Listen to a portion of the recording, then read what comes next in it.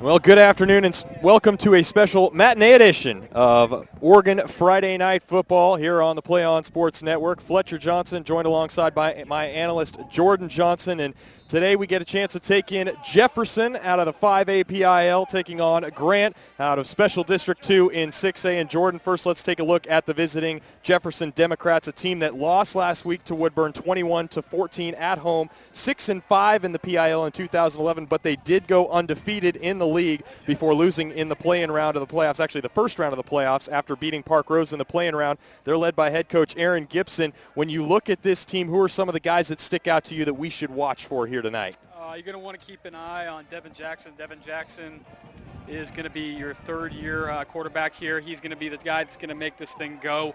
Troy Friesen is going to be out of the backfield. He'll always do a really good job. Jamarte Brown, 6'4" wide receiver, is a kid that everybody's going to want to pay attention to. So overall, Jeff always has a bunch of good athletes. They're young, they're pretty inexperienced, but they always have a bunch of good athletes. We're set for the opening kickoff here at the Grant Bowl, and Julian Hanlon-Austin will kick off for the Generals. Sends it down to about the 10-yard line. That's where Jefferson will take it. Bringing it up past the 20 to the 25, hits the middle of the pile, and will go down there as the Democrats will have their first possession on offense. We look at the Grant Generals as well, a team that went 9-3 last year but lost their opening game to Centennial this year in a shootout, 49-42, and they got a standout wide receiver on the offensive side of the ball. Yeah, Nathan Halverson can kind of do it all. He's your offensive and defensive threat. He's committed to SMU, big-time D1 kid. Brother is Daniel Halverson, currently in Portland State. So be looking for Nathan to do some big things tonight. So it's first down and 10 for the Jefferson Democrats at about the 25-yard line. That's where they will be led out by quarterback Devin Jackson, 6'1", 190-pound senior. As one wide receiver split out to the left, two to the right, and a back in the backfield as well. Puts a man in motion from right to left across the formation. Will fake the handoff and bring it out to the right-hand side. Pressure comes out, and he gets towards the sideline, unable to get the corner, though. He's taken out of play by Isaiah Purnell for Grant, a short pickup on the play of about 2 yards. Isaiah is one of the top juniors that Grant has on their roster, so look for him to be filling in both offensively and defensively tonight. So second down at about 7 for the Jefferson Democrats here on their first offensive possession. Beautiful day here in Portland for this one, as Jackson will break the huddle. Same formation as last time. One receiver split out to the left, two out to the right, and a back in the backfield as well. He'll take the snap, and it goes over his head. He's got to run back to try and get on this one. He does, but not before it's a big loss for the Democrats, and will set up a very long third down. Not a good way to get it started for Jeff.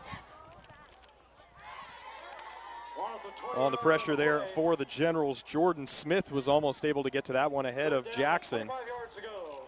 But it is now third down and 25 for the Democrats.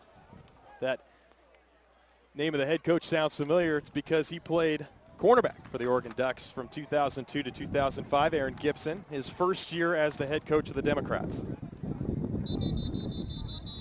And flag thrown. Looks like it will be a false start on Isaiah Purnell, and they'll be pushed back 5 yards, just to add a little bit of insult to injury here on the first offensive possession. Now third and 30. Jefferson, a team that seems to like to spread things out. They tried to run the ball on the first play, didn't get too much, and then the snap over the quarterback's head on second down. Jackson is in the shotgun, one back to his right, two receivers out to the right and left. He will drop back to pass, looking left. He will look deep down the field for his man, over his head though, as it is a bit windy out here if you can't tell. That one intended for Kel Goodwin, and Jefferson will have to punt on their first possession. Jefferson's still very young. They got a lot to learn. Like I said, they got a new head coach, so there's going to be some, there was going to be some mistakes made early in the season and early in ball games that they're going to have to correct. And this is a team that, as I mentioned, had some success last year, led the PIL in scoring, averaging about 22 points a game. It was feast or famine though last year, as only one game was decided by 10 points or less. So the Democrats 0-1 here so far in 2012. They're looking to right the ship here at the Grant Bowl against the Generals. They will punt the ball away, and it's junior Tua Moheloa. There you go. Moheloa That's a tough one right there. We'll get used to it, though. Only a sophomore, one of the better sophomores in the PIL. Tua Moheloa. So a false start there on Jefferson. And half the distance to the goal. The ball now on about the 3-yard line. And the Democrats set to punt back deep for the Generals. Cordell Harris, the 5'7", 160-pound senior defensive back, set to take this one. He's a dangerous kid. He could take this to the house. And this one is blocked and recovered in the end zone by Grant for a touchdown. Recovery made on the play by Jalen Lincoln. And Grant on the board early, 6-0. Wow.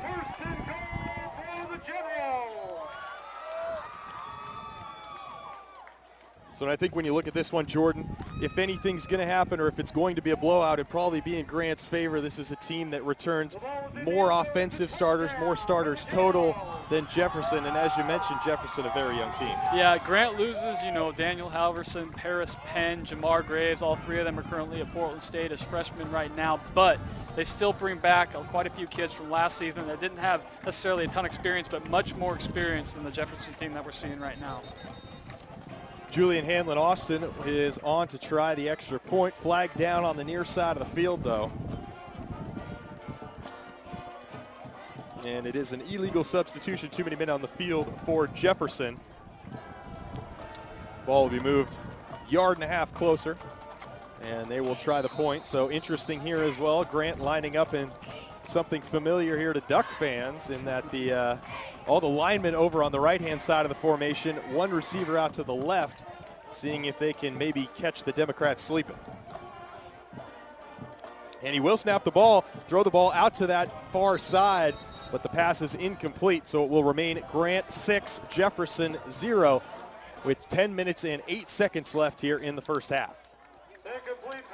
Jefferson loses two of their top players, actually two of the top players in the PIL, and Richard Ramsey and Vontrell Mills. Richard's a senior now at Milwaukee, and Vontrell Mills is now a junior at Roosevelt. So those are two big losses for Jefferson, two kids that they were kind of counting on. But, Jeff's always got athletes, and they should be fine moving forward. As we look at the Democrats as well, you mentioned losing a couple big names. Senior wide receiver Jamarte Brown has tried to slide into that position. What have you thought about him a week through the season? Yeah, he got some good PT last year. He's a big kid, 6'4", 240. He can kind of body people, get open when he wants. He's going to need to be a factor. He's got to be able to get the ball and do his thing. Without Jamarte, he's going to be clutch today. We also talked about Jefferson with new head coach Aaron Gibson. Talk a little bit about the stability that Diallo Lewis has brought to the Grant program 8 years in. Diallo is kind of that guy that's been around for a while, knows, everybody, everything. Regardless, Grant's going to be okay because of Diallo. He's always got his guys ready to go. He's got the younger kids ready just in case. So he's got that foundation type statement. So Grant's always going to be good. Julian Hanlon Austin set to kick it off again for the Grant Generals. And back deep for Jefferson. Kelsey Turner, one of the return men, and Quintus Hall Jr. back deep as well. This one will go to Hall Jr., and he will bring it up past the 15, breaks one tackle, past the 20, 25, and taken down there, as it is actually Isaac Bell on the return for the Democrats. So Jefferson, the second look on offense for them. Things did not go well on the first offensive possession. One run for a couple of yards, the snap over the head on second down, and then a big penalty pushed the ball back to 3rd and long. The punt was eventually blocked in the end zone. Grant recovered, and that's how we've gotten to where we are at 6-0. Want to thank you for joining us here on the PlayOn Sports Network for Friday Night Football. Fletcher Johnson alongside Jordan Johnson out at the Grant Bowl. Jackson in the shotgun formation for the Democrats. He will take the snap and go back to throw. Swing it out to Bell. Bell is taken down right after he catches the ball by the Generals. Cordell Harris. And Cordell Harris stepping up and making his second play of the game already. Yeah, he's a baller. He returns from last year. He started last year, returns punts, kicks. He can kind of do it all. He's going to be a factor tonight. So actually a big loss on the play of about 6 to 7 yards. So Jefferson once again digging a hole for themselves early on. And it'll be interesting to see what head coach Aaron Gibson dials up here.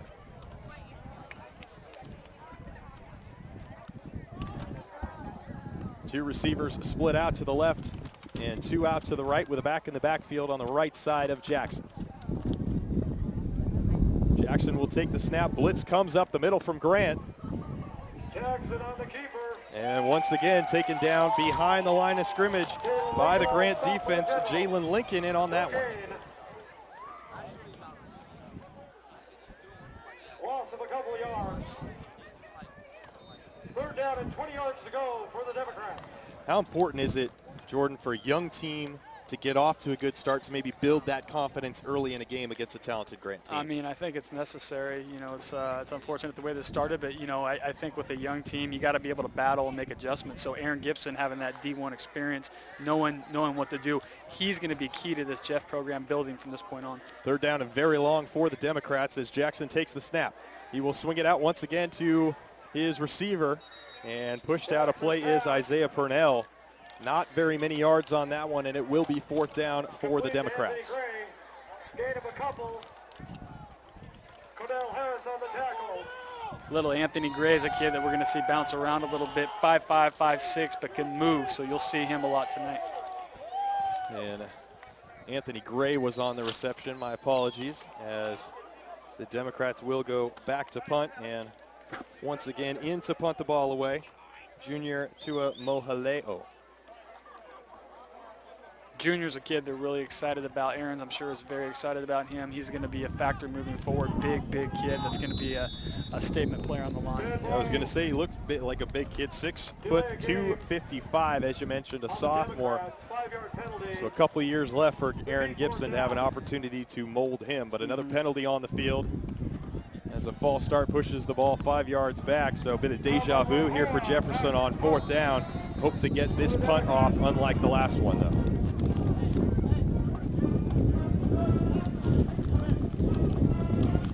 Remember to get your 50-50 raffle tickets.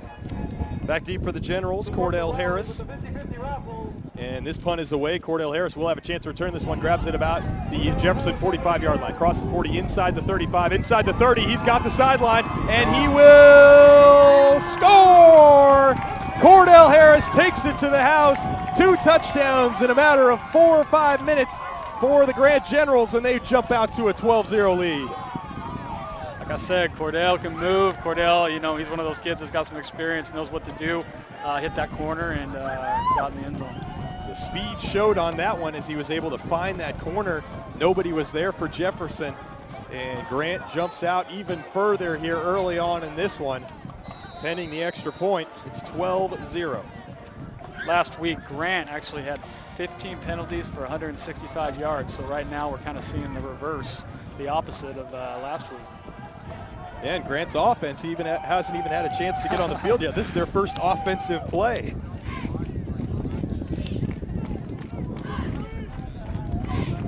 As the snap will be taken, handoff to Bryant Peak, one of the seniors of this team, but he's stuffed right in the center of the line.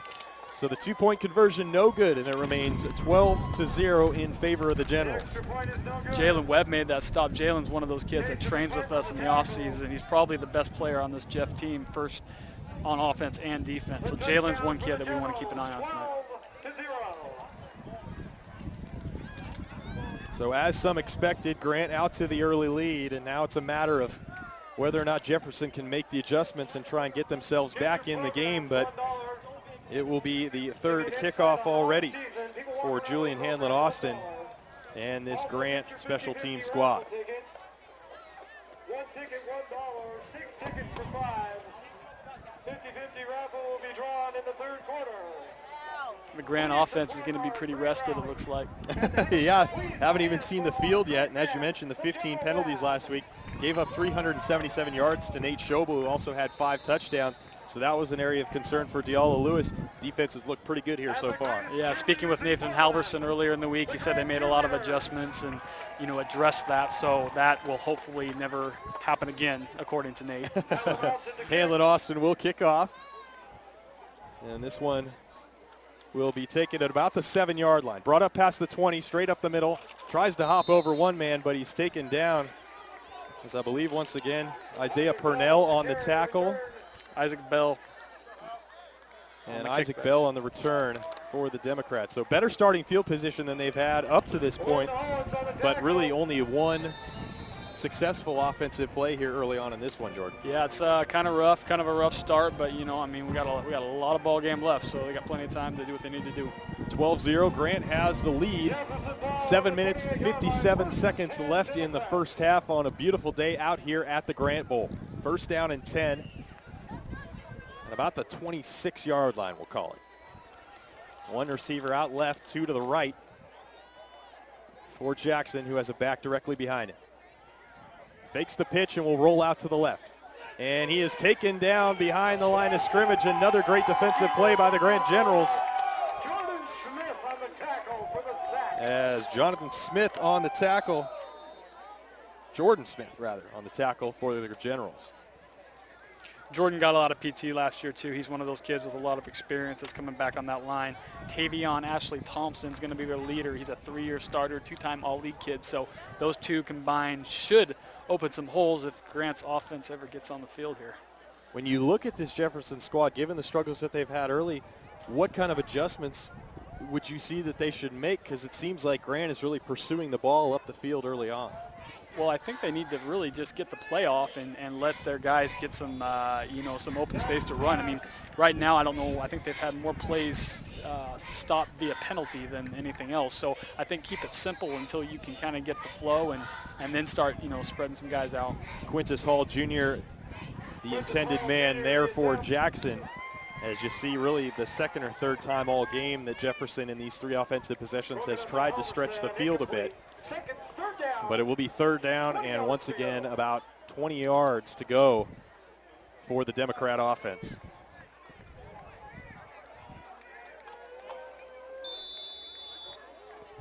Flag comes out for delay of game, it looks like, from the back judge.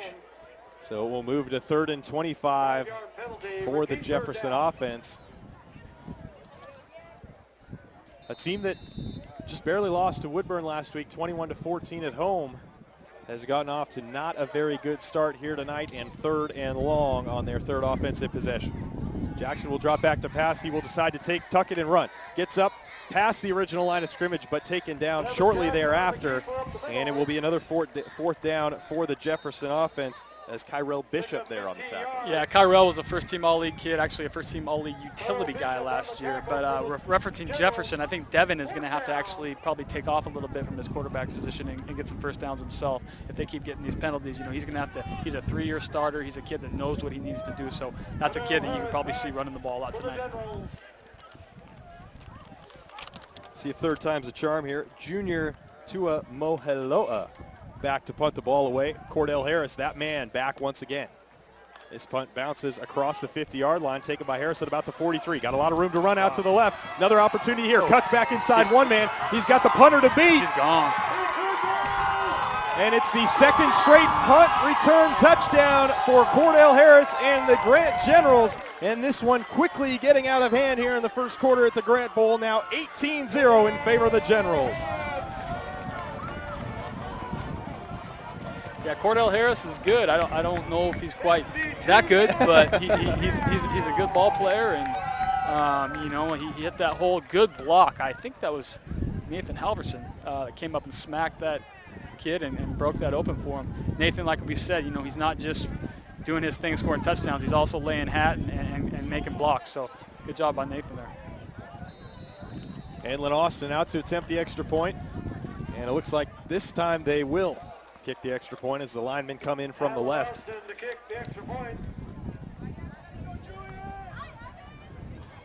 So 18-0, looking to make it 19.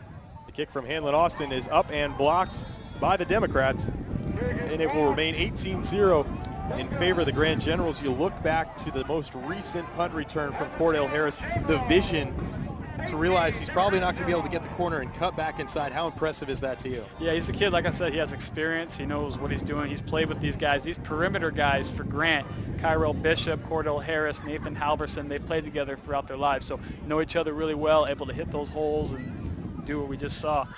I think with 18 points on the board and no offensive plays, that's pretty impressive in itself. Yeah, I think pretty much any coach, including Diallo Lewis, would take that.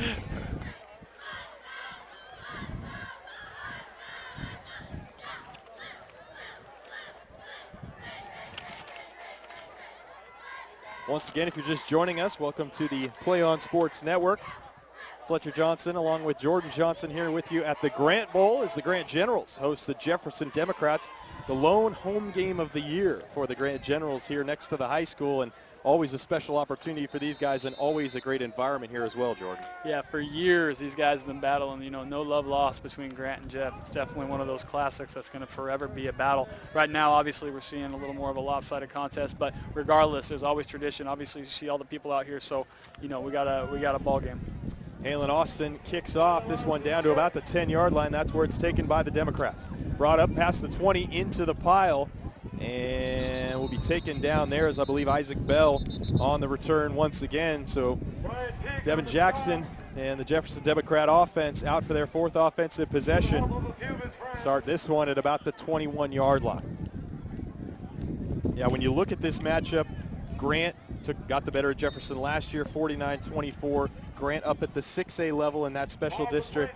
Jefferson in the 5A level in the PIL conference. But really, that doesn't affect this rivalry at all, does it? No, not one bit. Grant's schedule is actually much tougher just because they play some independent non-league games against the LOA and teams like that.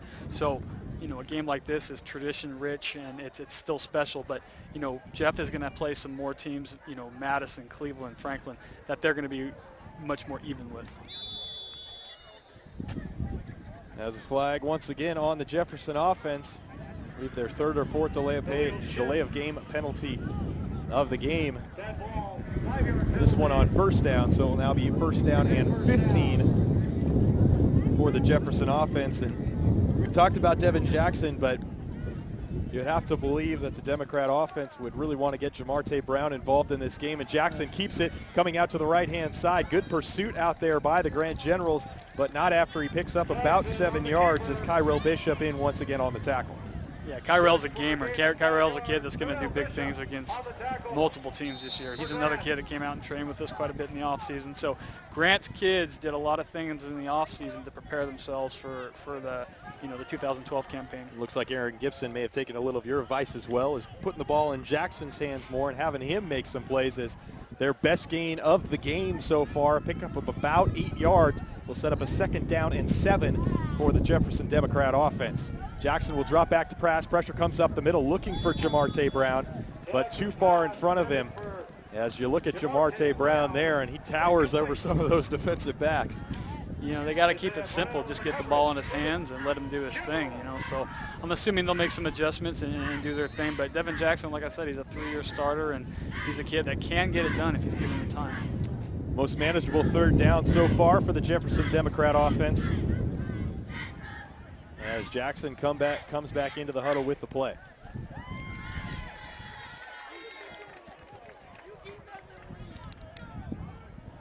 Brown will stay in tight on the left-hand side of the formation as Gray will be inside him. Pitch comes back to Jackson, and he drops it off for Bell. Bell trying to get the left-hand side, cuts outside, cuts back in, picks up about 5 yards, but he will be a couple yards short of the first down. Set up about a fourth down and 2 or 3 yards to go, and Jordan down 18-0 in the first quarter. What do you think Aaron Gibson does here? Well, I think you probably punt it just based on the fact that it still is only 18-0 and you got a lot of time left. You still want to play smart football. So I think it would be kind of a pushing that sense of urgency button a little too quick. It looks like they will come to the line and go for it on fourth down, though. Jackson. Devin does punt in the pistol formation, and he will fake the pitch this time. Tries to get around his man, makes one man miss. Can he get the corner? He's got a man coming from behind. It's going to be close, as he looks like he needed to get across the 35-yard line. And it looks like he does have enough for the first down, so nice pickup there by Jackson as he does a good job to get outside, break one tackle, and pick up that first down on fourth. Yeah, daring call. Kyrell Bishop on the tackle. Now, I do have a Grant General down on the field right now. Jalen Lincoln. Jalen Lincoln, we've called his name already a couple times tonight. So I believe he was trailing the play. Might have got caught in some of the backwash afterwards.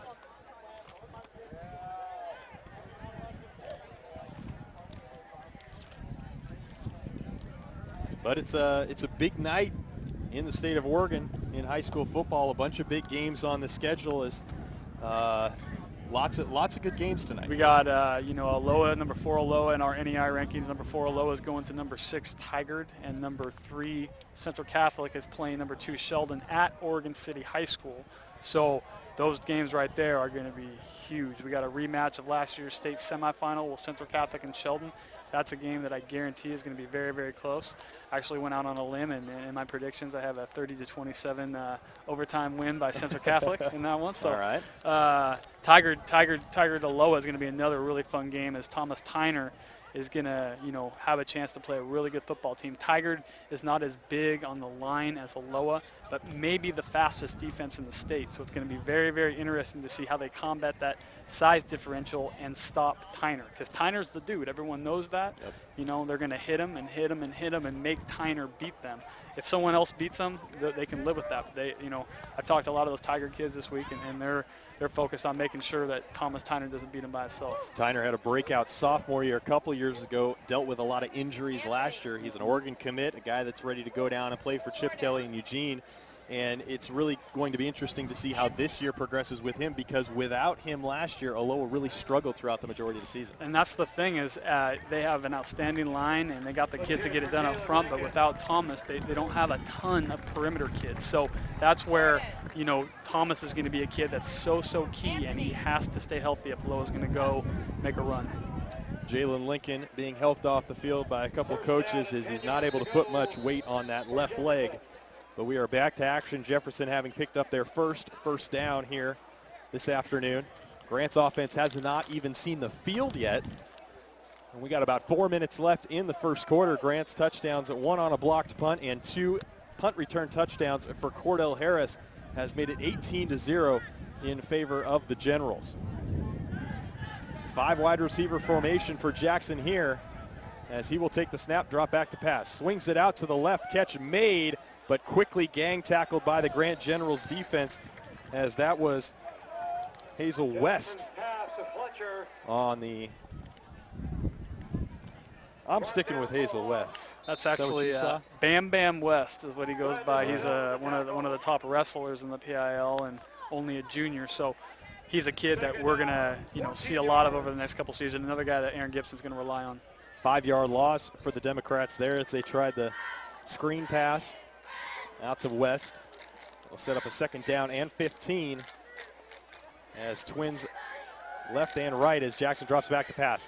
Quickly makes the move up the middle, able to break a couple tackles and get back close to the original line of scrimmage, where he's eventually taken down by that Grant General defense and Kyrell Bishop. A kid that just entered the game for Grant is Caleb Wells, 6'7", 250 pounds, number 51 right there. He's a transfer from Benson, another kid that trained a bunch in the offseason, but look for him to be a force there on the end. He's obviously a pretty big kid.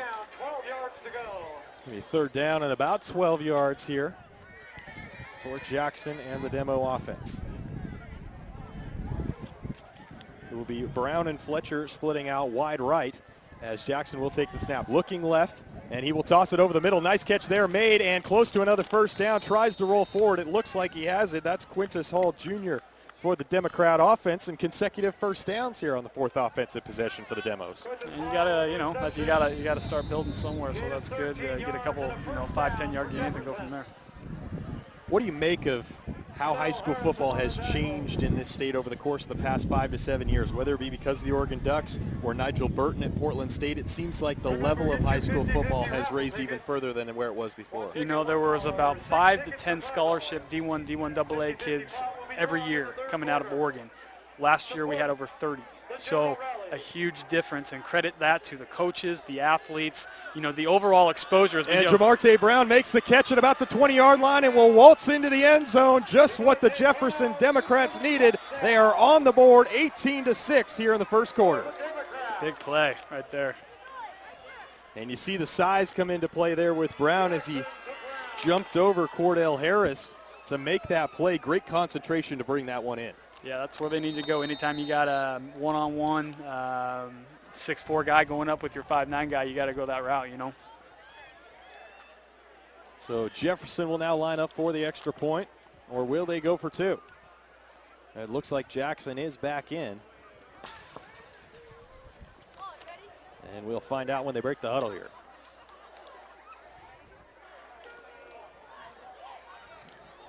And they will line up to go for 2.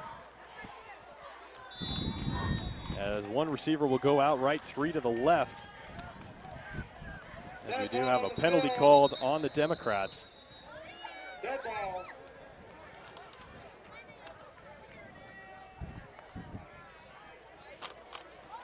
Not sure what the penalty was, whether it was an illegal substitution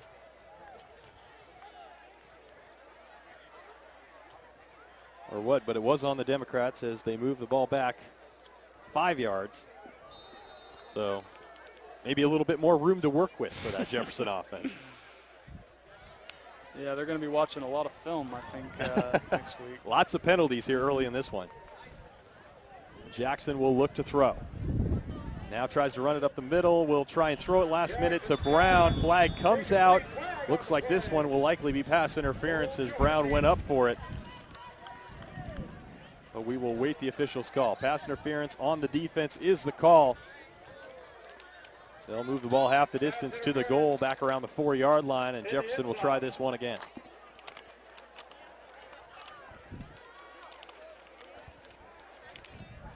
Anthony Gray once again entering the game for the Democrats. Looks like a little speedster, if you ask me. Half distance to the goal. Repeat the extra point. As they will come to the line.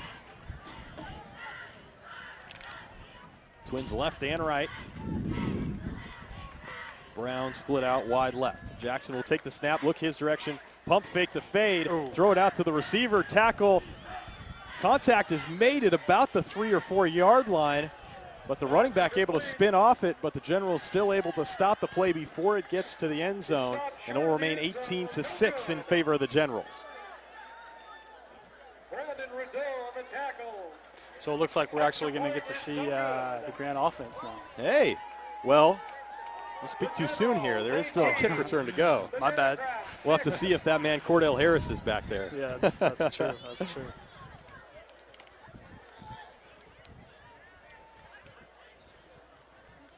Nathan Halverson is one of the top players in the state. You know, last we were talking about 12 receptions, 244 yards, 3 touchdowns, and an 82-yard punt return last week. So another very, very special kid, committed to Southern Methodist University in Texas.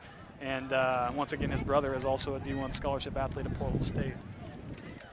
So certainly got to keep an eye on the Halverson family, really a legacy here at Grant recently, as his brother was a big name as well. And Nathan Halverson hoping to see his first action of the game. He is back to return the kick alongside Cordell Harris as Jefferson gets set to kick this one off. Hazel West, no, rather, looks like a onside kick attempt, or maybe just a tad bit of a whiff there from the Jefferson kicker. And hey, we will see the Grant offense, so nothing wrong with that as Nathan Halverson gets his first shot. There you go. That was an unintentional onside kick, I think. Sam Davis will lead his team out, the 170-pound sophomore. A lot of weapons around him in Nathan Halverson and Bryant Peak Jr., but big shoes to fill as Paris Penn ran wild on this Jefferson team last year. 162 yards passing, 3 touchdowns, added 116 yards on the ground. So Davis will take the snap and drop back to pass right away. Look in the direction of his receiver, will make the catch, breaks one tackle. He's off to the races, and he is end zone bound, 24-6. Grant has taken the lead on the reception by Dominic Penn. Speaking of the Penns. Good families here in the Grant area, huh? The Penns and the Halversons know each other well. Dominic's a two-way starter. He's only a sophomore. He's a kid we're going to hear a lot about. You know, just like Paris, he's going to be one of those high-profile kids. He's got another 3 big seasons here, so I know Diallo's really excited about that. Just a young sophomore. And hey, Jordan, we got an offensive play from Grant, but just one. There you just go. One. I would love to see the stat line here in the first half. That's got to be interesting. Yeah, people will look at the first half offensive stance for Grant and go, geez, they didn't do anything. How'd they score all these points? What's Diallo going to do? Flag comes out, first penalty on the Generals, or make it the second penalty on the Generals as a delay of game called on them. They'll move the ball back 5 yards as Hanlon Austin is out to try the extra point. Last one was blocked. They actually tried a couple two-point conversions on their first 2 touchdowns.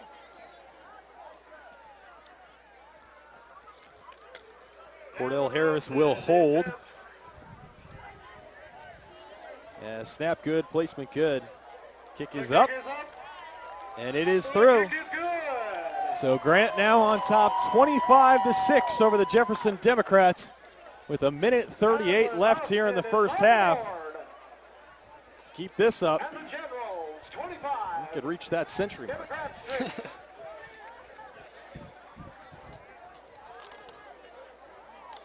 Important here, though, for head coach Diallo Lewis and this Grant Generals team to stay focused into this game, because you saw what Jefferson could do on that last offensive possession on the long touchdown pass to Brown.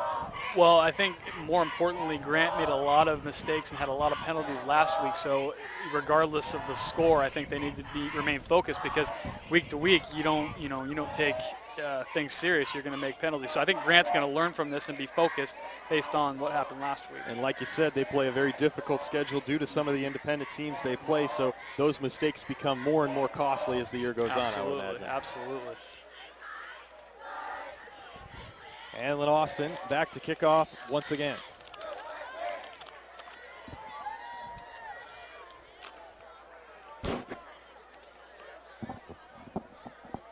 He'll drive this one deep down in the direction of the Democrats into the end zone. And it will be a touchback. Ball placed at the 20-yard line for the Democrats offense. So after some struggles early on, Jordan, they find some momentum, pick up a couple first downs, and then hit the long touchdown pass to Jamarte Brown. Do you think that will help open anything up for this Democrat offense? I think they'll be aware at the same time. I really just feel like they're really going to make Jamarte beat them. So you can expect someone be up top, expect the free safety to know where Jamarte is at all times, and make someone else beat him for the demos. Brown will split out wide to the right, number 85 on your screen for this possession, for this play, I should say. Jackson in the pistol formation, one back behind him. Take the snap, look to throw. Nothing there, he'll try and run it again, but Grant all over it this time. Sacked for a loss of about 4 yards on the play. In on that one, Dominic Penn was the first man there, I believe. Jordan Smith on the tackle. Yeah, he's going to be a good one. Damo, they actually had another Damo, Dominic Johnson, transfer from here to Aloha, and now he's one of Aloha's top two-way threats. He's a senior over there. Now they got the new Damo that's a sophomore. Second down and 14.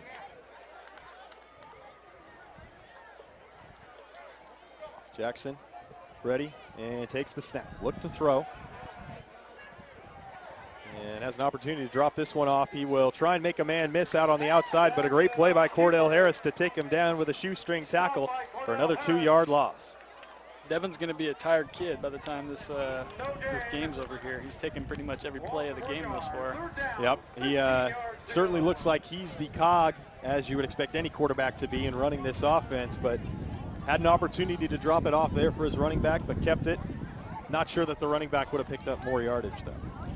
Yeah, I think Devin feels pretty confident in his own abilities, so when in question, I think he'll probably take off a lot. Third down and 15 as the Democrats come to the line.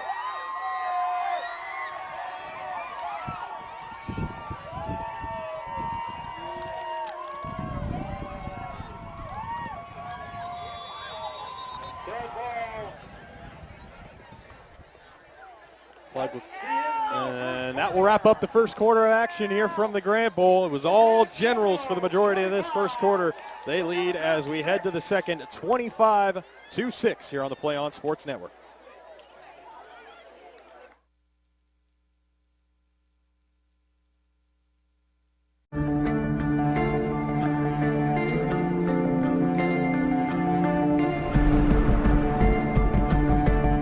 match away from immortality. This is a total team effort. We're going to try to dictate to you what you're going to do on both offense and defense. We're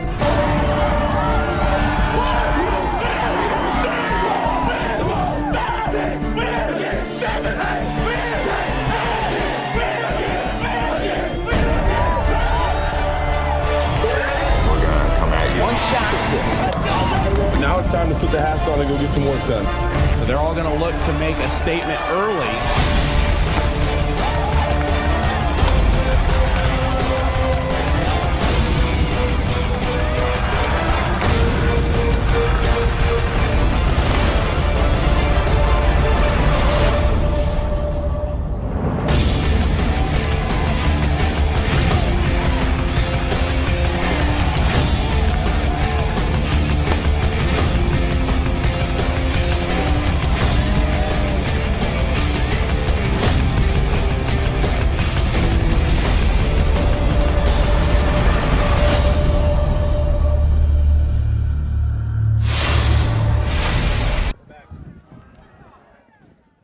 Back live at the Grant Bowl, second quarter of action. Jefferson 3rd down and 14 as Jackson drops back to pass. Looks for Brown again. Wow. He makes the reception. Is he inbounds? He is. Flag comes out, but it is a reception. We'll have to wait to see what the flag is for. Catch made at the 40-yard line, and Brown makes another big reception for this demo offense.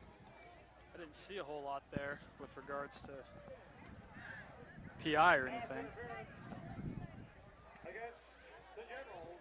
So it is a pass interference call on the Generals, declined on that big reception. So a big 3rd down conversion there for Jefferson as they move the sticks here on the first play of the second quarter.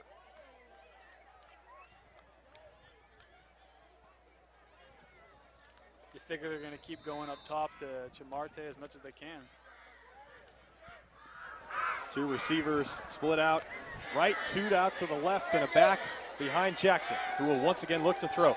Tries to find a hole up the middle to run through. He's going to be able to pick up a yard or two, but the Grant defense will stop him there. There's a couple different guys in on the tackle for that Grant defense. Brandon Rideau, among others, in to make the tackle on Jackson. Rideau's another talented sophomore that Diallo has, to look forward to. They got a good group of sophomores coming up through here with Penn and a few of those other kids. So Sam Davis being a sophomore quarterback, so that's where they're building from at right now. 2nd down and about 8 yards to go for the demo offense as Jackson will once again drop the throw. Looking in the direction of Quintus Hall Jr., but interception made, although flags come out. As it looks like there was a bit of pushing and shoving there between the receiver and the defensive back.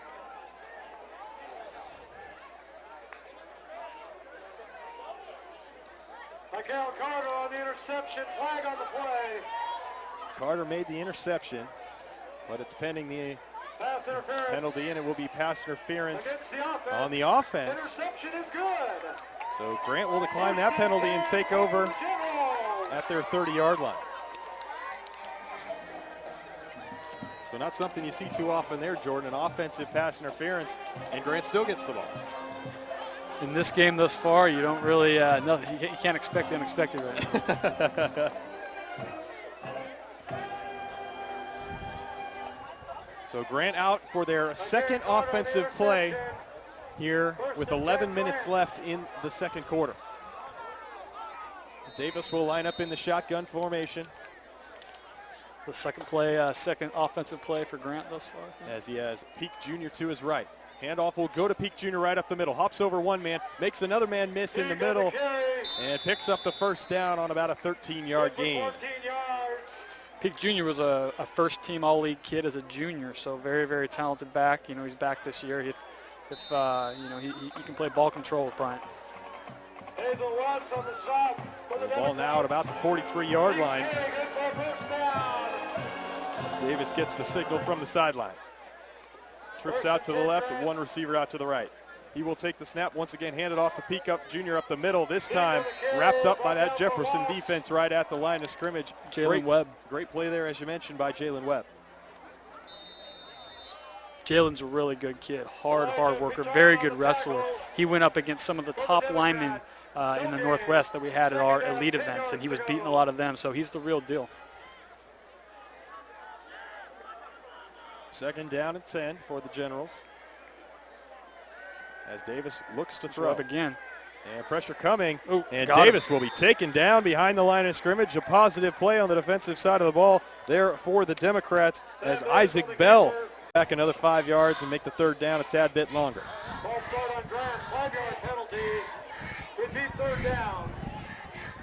Brings up third down and 18 yards to go. Jefferson hasn't seen the ball yet here in this one,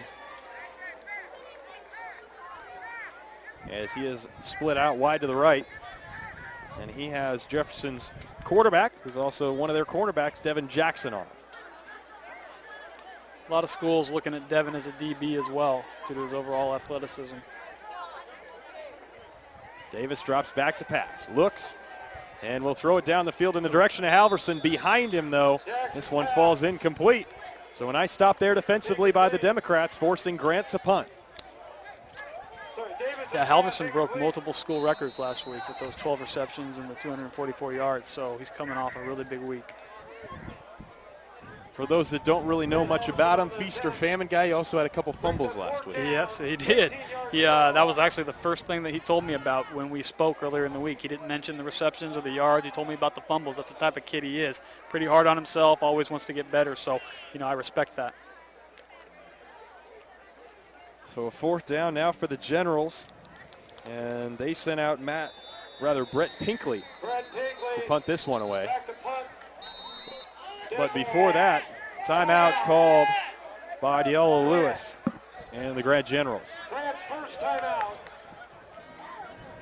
So as we look at this, Jordan, it's interesting looking at the PIL. It's a league that, because it's here in the inner city part of Portland, has been around for a long, long time. There's been some success that have come out of these football programs, but lately not as much. It's more shifted to a lot of the suburb-type schools and even the Lincolns as well. What do you make of the PIL here as we continue on into the 2012? It's just a different dynamic. You have different type feeder programs out in the suburbs, and within the inner city, it's just different feeders. So within the PIL, kids have that option to go into different schools based on a variety of things. So you're not necessarily going to have the same kids playing together in 5th, 6th, 7th grade that play together in high school, which does make a difference in the long run. So what we're seeing here is something that's not necessarily unexpected, but at the same time, Grant has traditionally been good, especially for the last decade. You get to the quarterfinals, you meet up with a team like Jesuit or someone with a really solid line, regardless, it's going to be a problem. That's kind of been one of the big things for the PIL, is having that line where you can compete with the big boys. And it is fourth down for the Generals as we come out of the timeout. Brett Pinkley back to kick. And back deep to receive for Jefferson, I believe, is Isaac Bell. Flag comes out once again from the officials, and we've seen a lot of yellow here early on, Jordan. Yeah, they got to have, I don't know what the record is, but let's find out, because it could certainly be broken, huh? Yeah, for sure. At least it's on pace. 5-yard penalty against Grant. Repeat fourth down. So the 5-yard penalty on Grant pushes it back 5 more. Fourth down and 22 yards to Remains go. fourth down, and Pinkley will stand at about his 18-yard line to punt this one to Bell, who stands at about midfield. Pinkley gets the punt away. This one a wobbler, and takes a nice Grant hop down inside the 30-yard line. Now we'll be down inside the 20 at about the 19-yard line. So a good switch of possession there for Grant as they push Jefferson deep back into their own territory.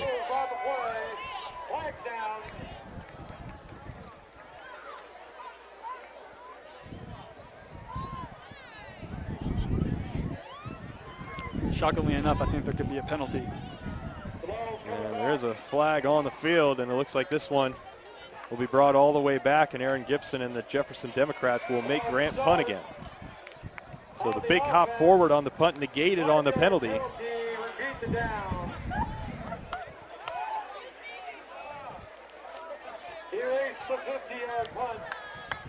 50 yards on that punt. A good one will be brought back.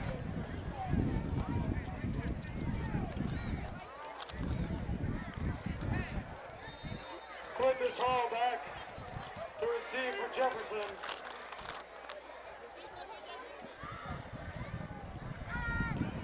Pinkley fumbles the snap around, but able to still get it off. A pretty good punt that gets out across midfield and will bounce out of play at about the 45-yard line of Jefferson. No flags on this one, and the Democrats will take over on their own 45, trailing 25-6 with about 9 minutes left to go here in the second quarter. We were talking, Jordan, about the PIL, and you mentioned the open enrollment and players being able and students being able to go where they please, to go to school and play sports.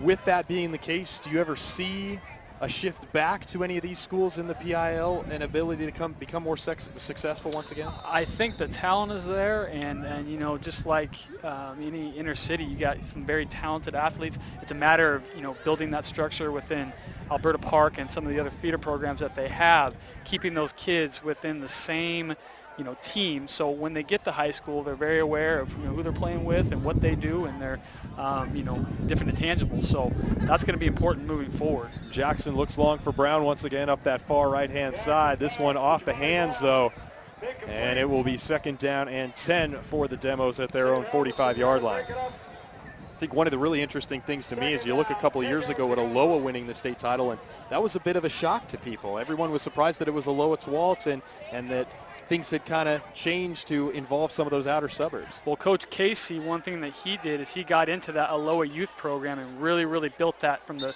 bottom up.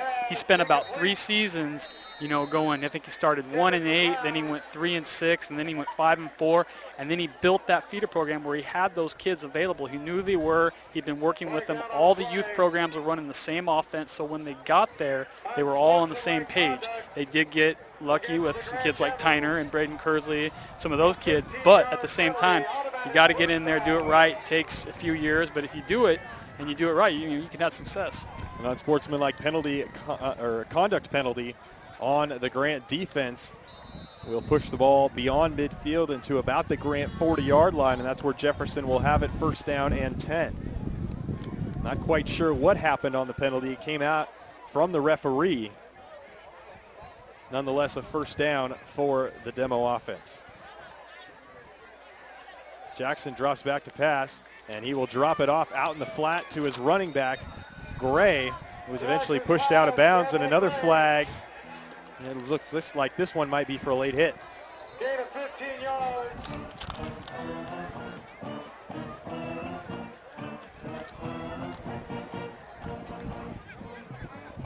Flag down on the play.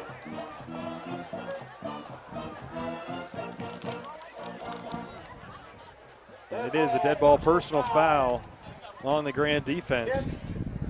Grant, 15-yard penalty. So Grant kind of shooting themselves in the foot a little bit.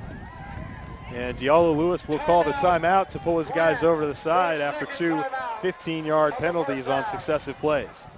Anthony Gray is only a sophomore. He's maybe 5'5". He's one of those kids when you first see him, you don't really know if he's in high school yet, but when he gets on the field, you can tell he's a baller. You know, he can get out there and really play, and he's going hard. He doesn't care who it is. He's running into anybody, as you can see right there. You see a guy like Jamarte Brown, who is a big play threat for this Jefferson offense, and even when it comes to a Thomas Tyner or some of the other star players, a Paris Penn for Grant, that we've seen come through the high school ranks in the past 5 years, you talk about success. How important in your mind is it to have one of those studs on your team, and how important is that to the success? I think it's very important because it gives you a barometer. It lets you see who's doing what, who is that MVP of the conference, who's going to be that leader. With any of these schools, regardless of where you're at, you need a guy that knows what he's doing and does it well, because it allows you to take a look, see what he does, what makes him successful. Based on that, you can kind of, you know, gel and move forward and work hard together.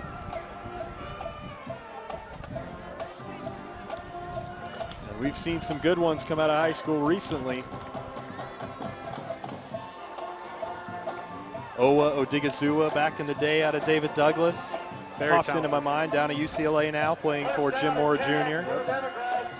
Colt Lyerla, playing under Chip Kelly at Oregon from Hillsborough High School. Colt's a freak.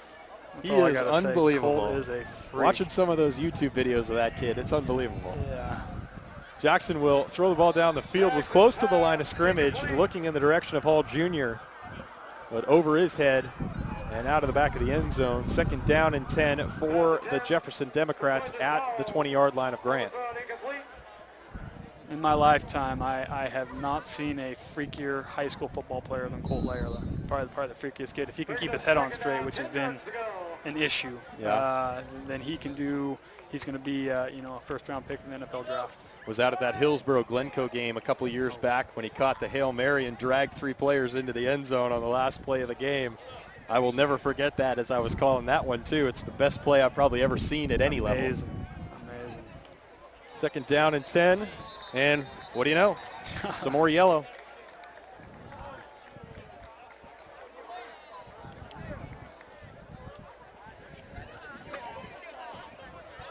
You very rarely see one individual be able to dominate a game when there's 22 people on the field, but that is something where Colt could actually do that on both sides of the ball. So he's just a special athlete. Offsides call on the Generals.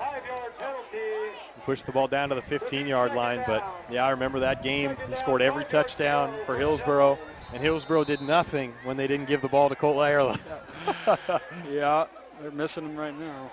Jackson will drop up back to pass, look down towards the end zone for his receiver, who makes the catch. Does he make the catch? The flag is down. It looks like he made the catch. They're going to wave it. It was Kendall Fletcher who made the reception as the referees discuss the penalty. And it's a pass interference on the offense. So negate the catch.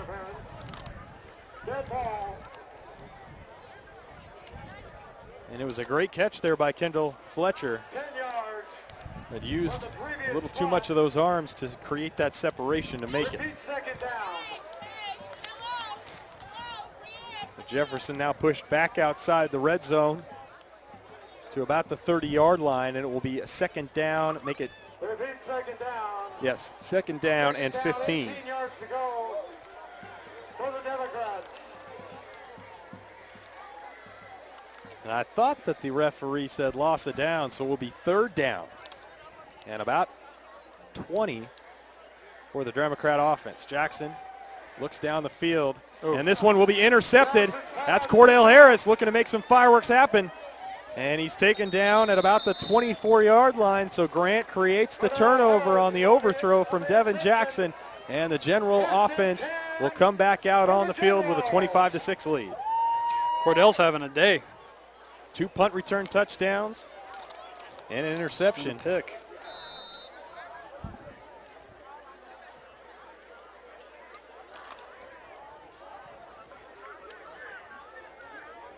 And Sam Davis will come back out on the field now for the Generals. They'll split 3 wide receivers out to the right, including Nathan Halverson, and 1 out to the left. Snap comes back. Throw will come out quickly to Halverson. Some room to work in front of him. Stiff arms one man. Able to get away. Is he still in play? He is. Cuts back into the middle across midfield. And down to the 47-yard line. So a big gainer there for Nathan Halverson. Jordan, we see what he can do. Yeah, I think Nathan, no doubt, is by far and away the best player out on this field between both teams. It's not even close. So that's not to take away from anybody else out here. But Nathan is just a special talent. And I foresee Grant getting the ball in his hands quite a bit from this point on. The commit to SMU, what did they recruit him as, do you know? He's a DB. Yeah, he's primarily a DB, but as we saw last week and for the last few years, he can do it offensively too. Davis will drop back to pass and swing it out to the left-hand side this time for his man, who breaks 1 tackle, picks up about 5 yards on the play. That was Ryan Robinson. Yep. Ryan Robinson on the reception. So the first catch for Robinson here on the night, the 165-pound, 5'11" senior. A lot of these other receivers for Grant can really use Nathan because, I mean, a lot of teams will double Nathan, as just a given. So a lot of times they get a lot of good one-on-ones. The ability to separate could be huge for this Grant team as they continue on in their season. Showed the ability to put up points last week, but had trouble stopping the Centennial offense, and specifically Nate Schobel. As Davis drops back to pass, he looks out to the right-hand side in the direction of Harris. Harris makes the catch at about the 30-yard line, cuts back inside and back outside. He'll step out of bounds at about the 22-yard line, but there you go. Nathan Halverson draws the double team. Who gets the benefit? Cordell Harris. Cordell's got to be loving Nate. Knocked out of bounds by Kelsey Turner. You just get the sense, you do have to give the Democrats credit. They did stop Grant on their last offensive possession, but this has been like a warm knife through butter here for this Grant offense. Handoff up the middle, and tripped down is Mikhail Carter after a gain of about 5 yards, the backup for Brian Peak Jr. Jeff is playing a little better, though. You can kind of see him getting a little more rhythm and you know, doing their thing, so that's good to see.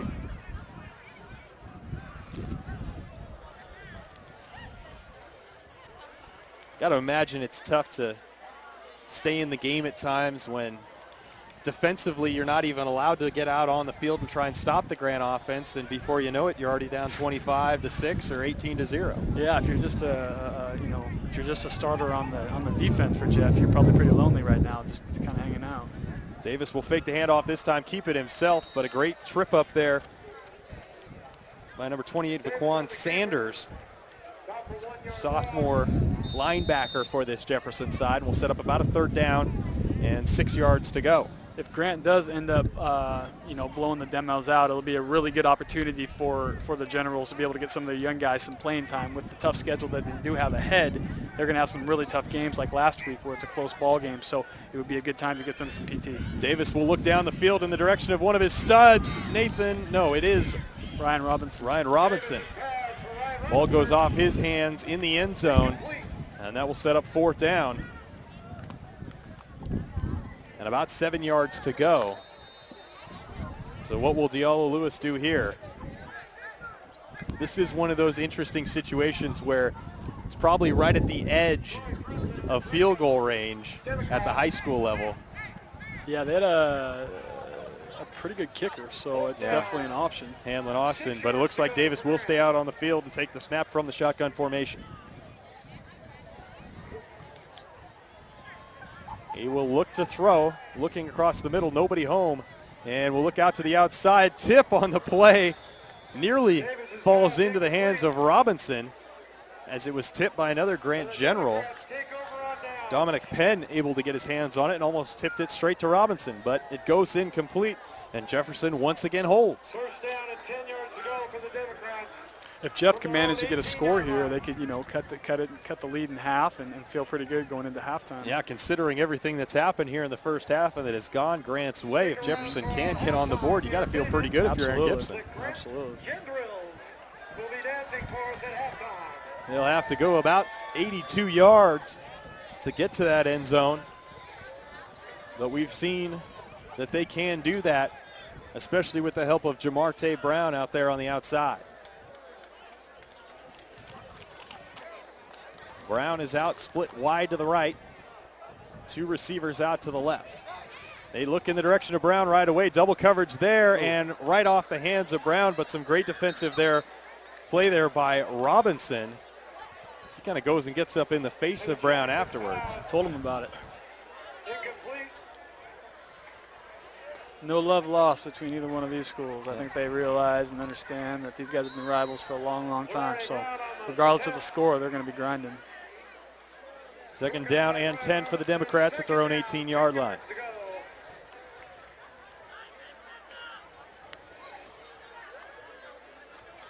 Jackson back to pass. He escapes one tackle. Great work there by Jackson. Will look out wide to the right off the hands of Gray. Brown is on the end of it, makes the play, but he is out of bounds. Knocked out of bounds. So you see some of that athletic ability from Jackson there, as it seems like Penn had wrapped him up there in the backfield, but he's able to jitterbug away. Devin is an outstanding athlete. Talked a few months ago, and he mentioned that he was being recruited as a DB primarily next year into college. So that's why we see him lined up on Halverson, and he can go out there and attempt to lock him down. 5 minutes and 5 seconds left here in the first half, as Jackson will look down the field once again. Oh, great strip. Wow, great strip there by the Generals, as it looked like Jefferson had the catch as Quintus Hall Jr. was there on the reception, but taken away from him by Isaiah Purnell. Thought he might have kept it in his hands for the interception. I did too. Jeff's got 2 good-sized receivers, 6'4" and 6'2", against some kids that are 5'9", 5'10", 5'11", so that's one angle they're really going to have to take advantage of. When you look at how arguably lopsided other than the scoreboard this game has been.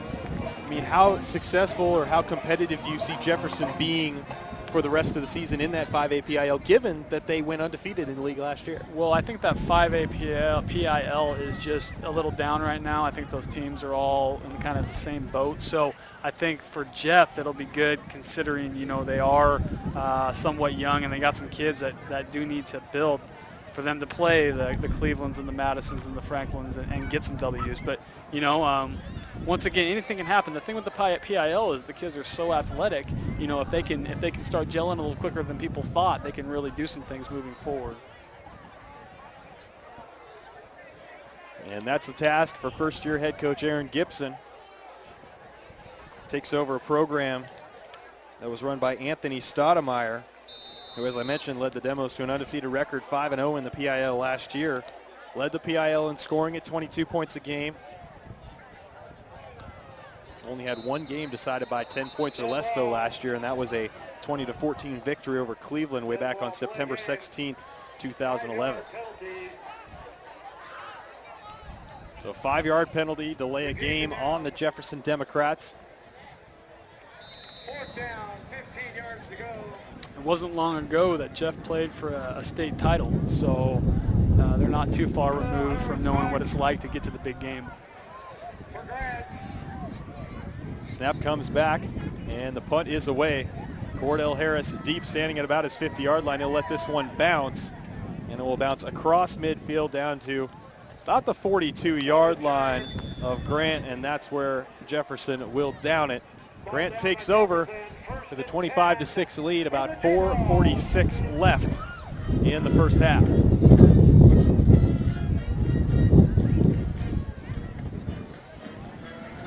I don't know about you, Jordan. It's good to be back at this time of year, though. Opening week was last week, but now we start like we're really getting in the flow of high school football. This is beautiful. You don't get a nicer day in Portland, Oregon than this right here. I don't know if we could get another month of this or work something out. That'd be terrific. That would be outstanding. Yes, Love the nice weather in Portland. Absolutely. Grant takes over on their 42-yard line. Davis back in the shotgun. He has Peak standing to his left. Handoff comes to Halverson, coming back to the right-hand side. Makes one man miss. He's out to the outside, trying to use that speed to get down the sideline, inside the 30-yard line and down to the 28. A great run there by Nathan Halverson. Looks like we do have a flag on the play back at about the 45-yard line of Jefferson. A hold is the call on the Generals, so this one will come back.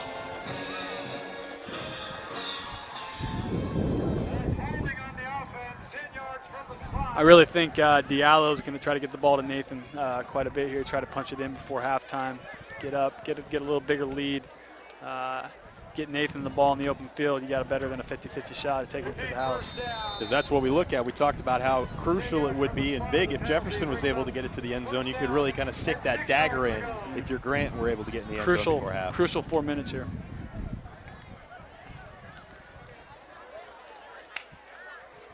So the holding penalty from the spot of the foul will be about 1st down and 6 for the Generals. Bad pitch there, but it's recovered by the Generals. One of the offensive linemen jumped on it. Harris was trying to receive the pitch, and it is a forward pass. All right, get back in the swing of things here. Forward pass. It'll be 2nd down and 6.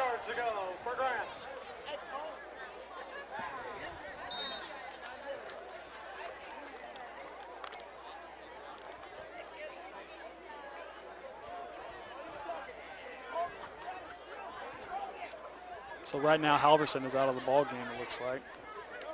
So Halverson is on the sideline as Davis has 3 receivers split out to the left and will look to throw that direction. Looks for his man Robinson, who makes a catch at the 40. Slides inside and taken down at about the 37-yard line there by Kelsey Turner of this Democrat defense. Not after a big gain, though, and another 1st down for the Generals as we roll under 4 minutes left to go here in the first half. Kelsey's one of those senior leaders for Jeff. Did a lot of stuff in the offseason, so he's one of those kids that can get in the mix here for the Democrats. 2 receivers to the right and left for Davis, who will hand it off to Peak, running to the right-hand side, finds the corner, cuts back inside, makes one man miss, and caught from behind inside the 10-yard line, down to the 8-yard line. A great run there by Brian Peak, but A yellow flag holding on the General offense. And another big gaining play by the General offense is coming back.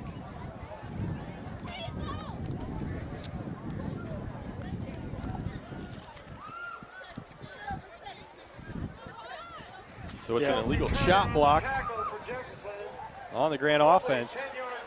But if you're Diallo Lewis, you have a 25-6 lead to go into halftime, but a lot of penalties to talk to your team about. You know, and after last week, it's probably not going to be the nicest conversation that he's going to have with his team, because they can't, stuff like this is not going to fly against some of those good teams that they're going to play. I mean, this has to be nipped in the bud right now.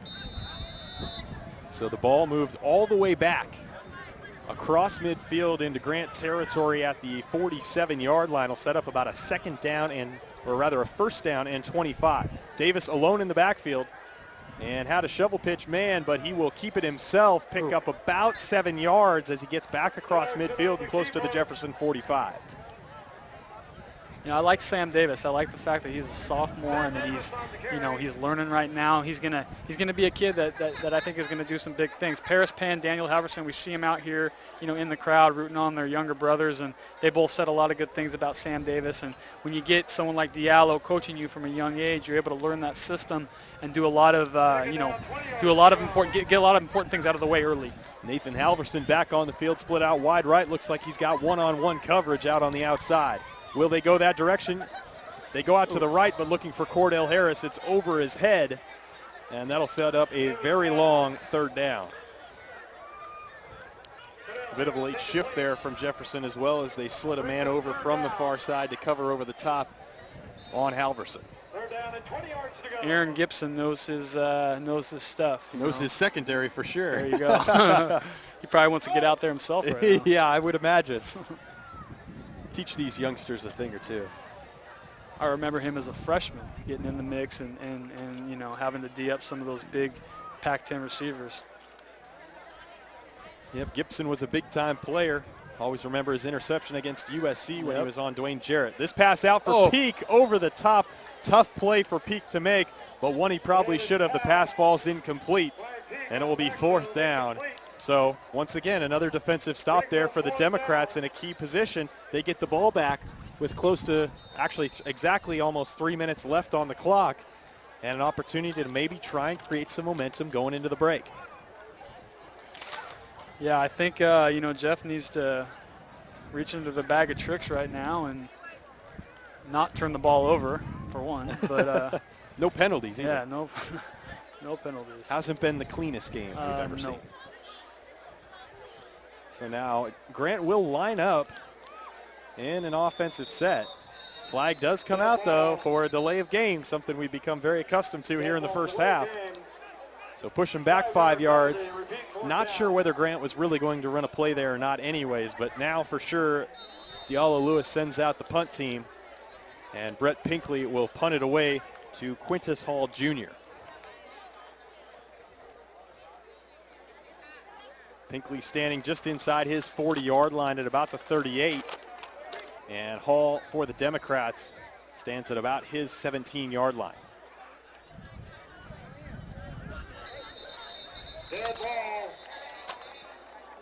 And another flag on the play, as it will be a false start on the Generals. So what's another 5 more? We'll make it about fourth down and a mile and a half. A little room. Yeah, just trying to create a little bit more room for that coffin corner, Jordan. Goodness gracious.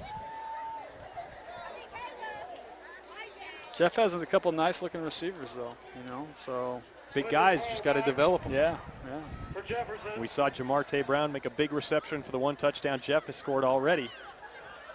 And the punt down from Pinkley is a good one. It bounces down inside the 10-yard line, and guess I have to eat my words a bit, as that one would have been out of the back of the end zone. Just wanted to work on that average a little bit there.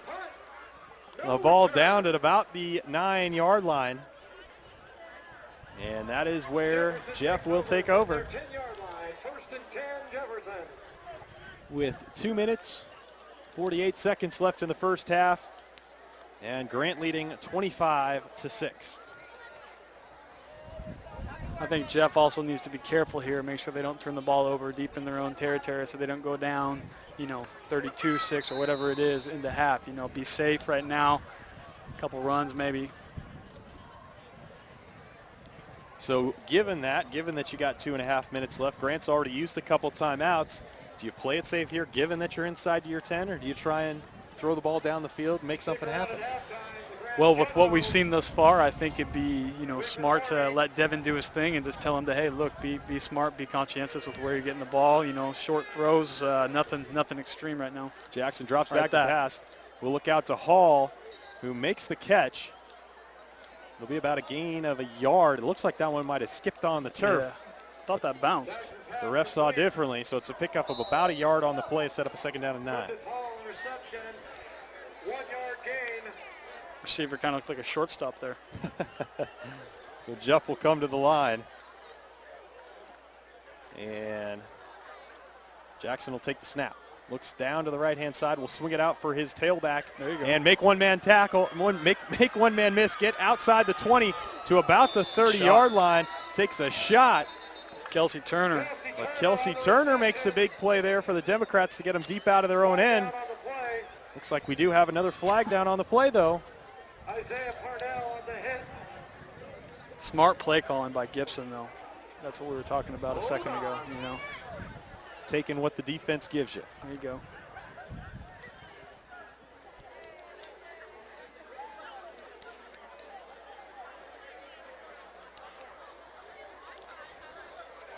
It's a first down and a sideline So now warning. sideline warning on the Grant Generals. Doesn't affect the play at all. It'll be first down for Jefferson at their just outside their 30-yard line. Clock is running down inside. 2 minutes left to go here in the first half, with Grant leading 25-6. Jackson takes the snap, looks out to the left. Pressure comes up the middle.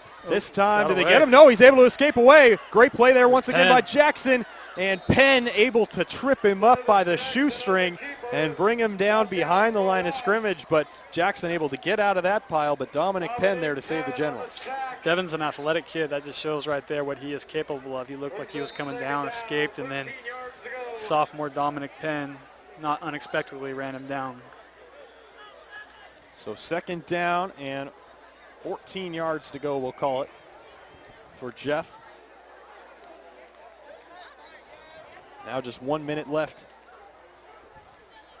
in the first half. Jackson takes a snap. Looks like he'll draw it up the middle, taken down at about the original line of scrimmage by the Grant defense. And it will be 3rd down. And it looks like we do have a timeout called by Grant. So they will make Jefferson at least run another play or two, as we are down to 45 seconds left in the first half. Jefferson, their 2nd timeout. Both teams with 1 So given that this is an early one here, Jordan, you're going to be catching any of the other action tonight here in Oregon? Yeah, going over to do the Union Jesuit game after this. So we'll be up calling that game with PlayOn as well. So that'll be exciting. Union's always got a good program out of Southwest Washington, and obviously Jesuit's the #1 ranked team in the state right now, nationally ranked team. I think they go 6'7", 6'7", 6'6", 6'5", 6'2" on that offensive line. So no joke over there at Jesuit. Do you believe that they are the favorite to win the state title? I do. I think, if Tyner can stay healthy, Aloha is just as good. Right now we got Jesuit 1, Sheldon 2, Central 3, Aloha 4, Laco 5. So when it comes down, Tigard 6. So, looking way ahead a few months down the road, I think we could have a very, very exciting playoff round when we get to the round of 8, assuming things line up where we got everybody playing each other and we don't got 2 big-time teams playing early. So I think come the playoffs, we got a lot to look forward to, some really, really good football.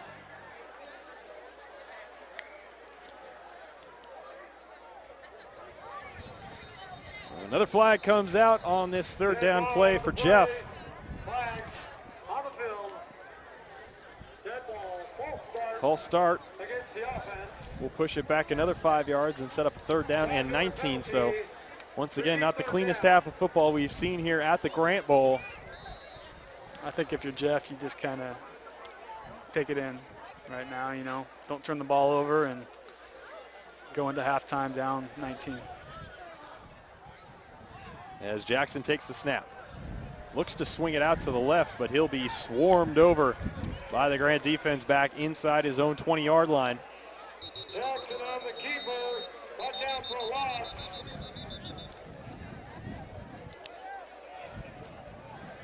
Mike Healy and Caleb Wells. And Grant will call the timeout. So 34 seconds left, 4th down. And Cordell Harris, who already has 2 punt returns for touchdowns on the day, will be back deep to receive this one, looking to make it 3.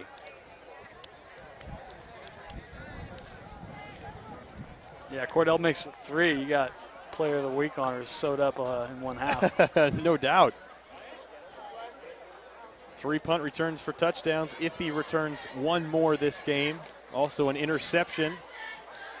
Already has a couple catches as well on the offensive side of the ball, and still a half of football to play.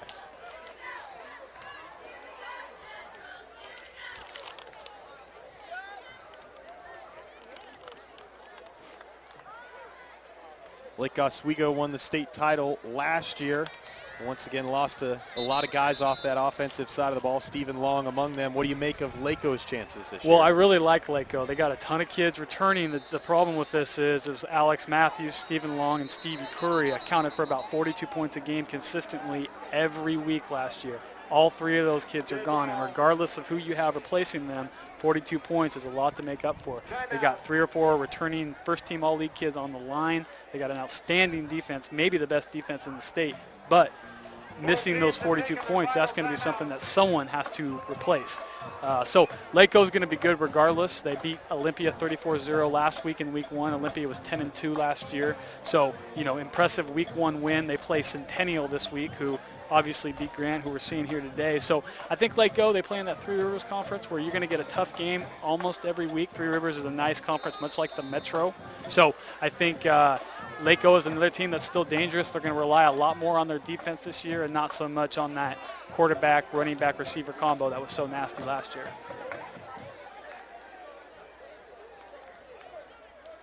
A 4th down, and Jeff will punt away. Cordell Harris will not have a chance to return this one, probably much to the delight of Aaron Gibson, and Jefferson touches it down at about the 40, their own 48-yard line. So 24 seconds left on the clock. Grant leading 25-6. And the ball inside Jefferson territory as Sam Davis leads his troops out. Be interesting to see what the Generals decide to do here, as Halverson will split out wide to the right. Robinson will go wide left, and Peak Jr. to the left of Davis, who is in the shotgun. Davis will throw it out to Halverson here on the near side. Makes the catch. Tries to stiff arm one man. Is unable to get away, though, and taken down at about the 45-yard line. I think Jeff knew where Grant was going there with not much time left. They want to get the ball in the hands of their best player. 8 seconds left, 7, 6, 5, 4. And that will do it for the first half of action out here at the Grant Bowl. Was a half dominated, especially the first quarter, by the Grant Generals. And they will head to the break 25-6 ahead of the Jefferson Democrats. We'll be back with more after halftime here on the PlayOn Sports Network.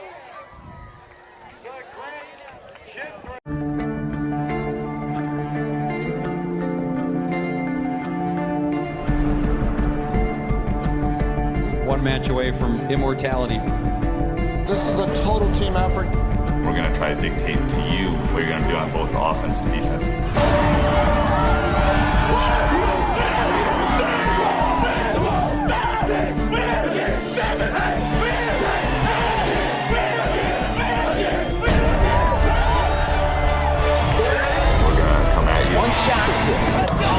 Now it's time to put the hats on and go get some work done. So they're all going to look to make a statement early.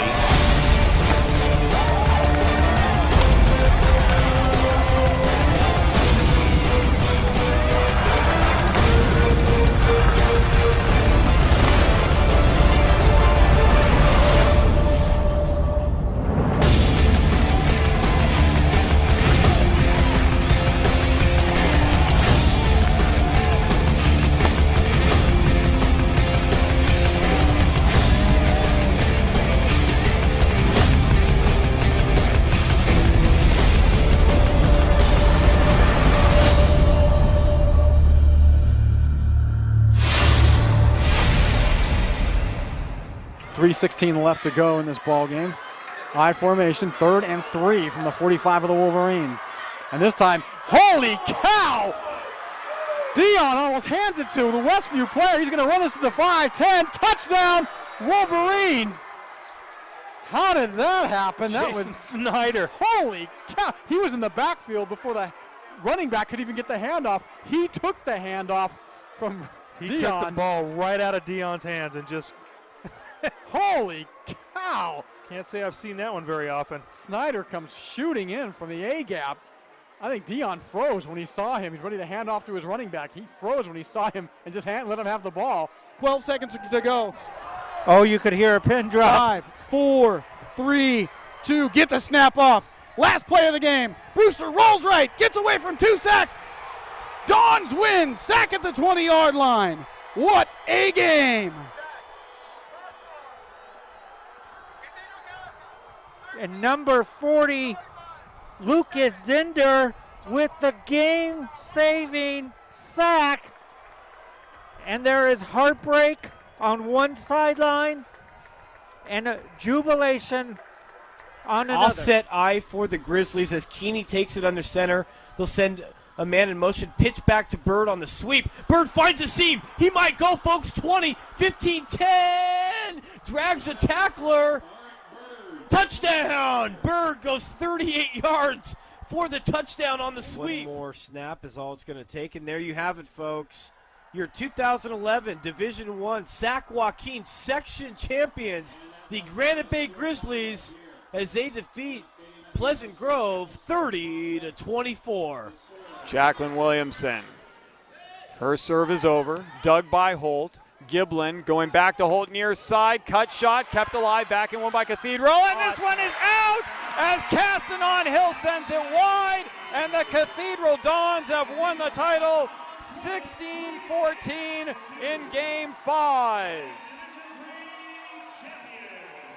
Thomas with the ball, swings it out to Norris. Cameron Taylor tried to block that one away. Norris with a strong take, blocked by B.J. Anya. Huge block. Robinson leading the break the other way, gets it to Grant. Slam dunk Jeremy Grant off the feed from James Robinson. What a play by the Stag. Runner at third is Chavez. 8-2.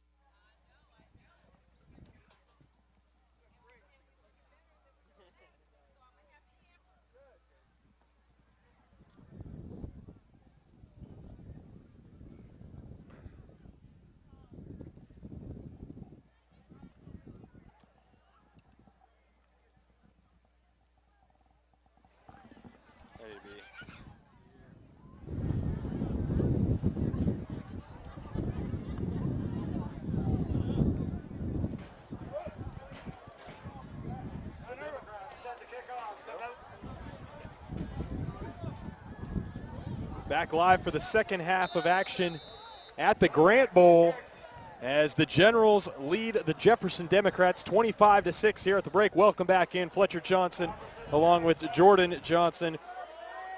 Here as we take in the second half of this one, it is Nathan Halverson on the return for Grant. He's got the corner up the sideline, one man to beat, and he stays inbounds. Touchdown, Nathan Halverson, and he puts his imprint on this game early on in the second half.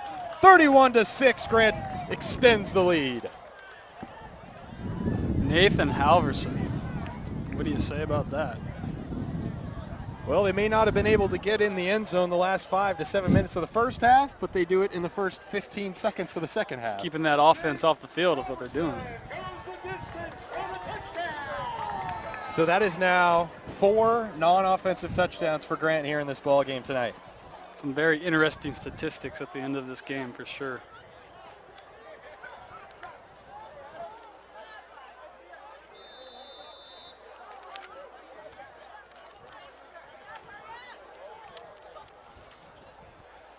Hanlon Austin on to attempt the extra point for Grant.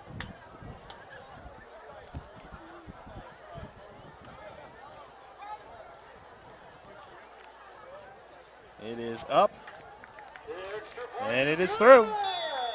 Grant now 32-6 leaders over the Jefferson Democrats. Not the way Aaron Gibson wanted to start the second half, as he is in his second game of his first year with this Jefferson Democrat team. As Jordan mentioned, during the first half, a very young squad, and in that 5A PIL looked to be competitive. But we look at this Grant team in Special District 2 out of the 6A level. Jordan, we saw a lot of penalties in the first half, and you got to imagine that both coaches were not pleased with that aspect. Well, you just can't continue, with this type of game. You got to be able to fix those penalties, make those type of adjustments. Otherwise, it's just going to mess up, future quarters games, a lot of different things. So you can bet both coaches had a word with all their players and made sure that they know what not to do coming into this second half. So Grant's kickoff team will now come out on the field, as Hanlon Austin will set up to kick off. Going back deep to receive for the Democrats.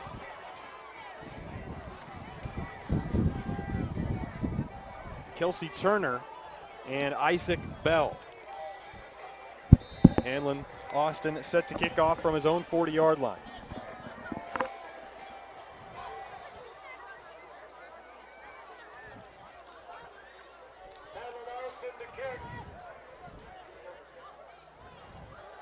Hanlon Austin drives this one down. It will be into the end zone for a touchback as Turner tries to pick it up, but it will come out to the 20-yard line, and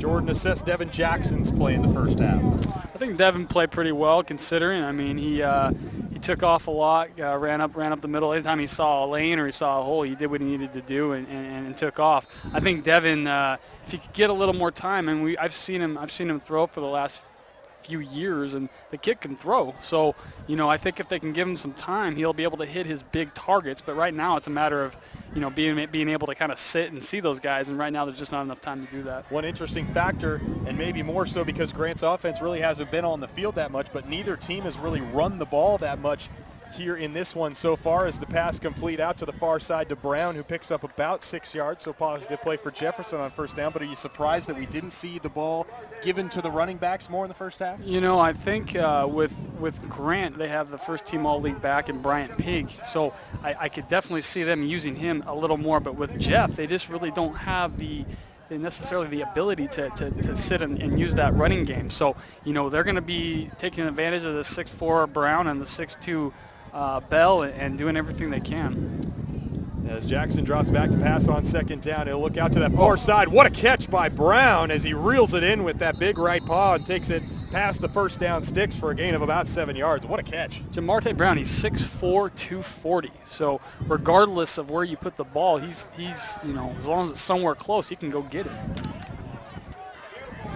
And you look at Brown, he is a senior, but with that big frame, that big body, you would imagine that he's getting some looks at the next level. A kid like that, as long as he wants to play and he's willing to put in the effort, hit the weights, do this and that, usually you can find a spot, regardless if you're going to go play at a JC for a while or whatever it may be. But Jamarte Brown right now definitely looks like the best player on the field for Jeff. First down and 10, and a running play here for Jeff, taken down behind the line of scrimmage by the Generals. That was West on the carry. Loss of about 5 yards on the play, and it'll be second down and 15. Bam Bam's a kid, when you're referring to West, as a guy that they're going to look forward to, you know, having back next year. He's another very talented wrestler, and 6'1", 200 pounds, a junior kid that they're going to be able to rely on moving forward.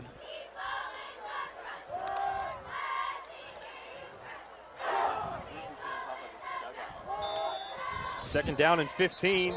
Flag comes out. First one of the second half.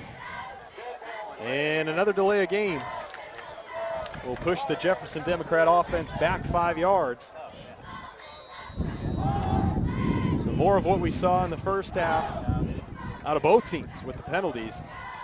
Sets up a longer second down for Jackson, who's in the pistol with West behind him. He will fake the pitch out to the right. Looks like there might be a broken play. And Jackson taken down once again behind the line of scrimmage. Dominic Penn. By Dominic Penn, who has certainly made a name for himself here tonight. We see Paris Penn right here sitting in front of us, you know, supporting his brother. Paris is one of the quarterbacks over at Portland State and did an incredible job here at Grant for 3 years. And, you know, had a lot of good things, like I said, to say about Sam Davis, the sophomore quarterback that they have here now.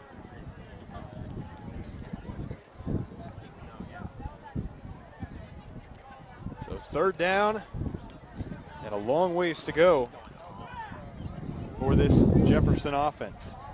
Jackson will drop back to pass. Looks into the middle. Pass is picked off. And this one will be taken to the house. Harris, what do you know? Cordell Harris, another touchdown for Mr. Cordell Harris. And that makes it 38-6 in favor of the Grant Generals.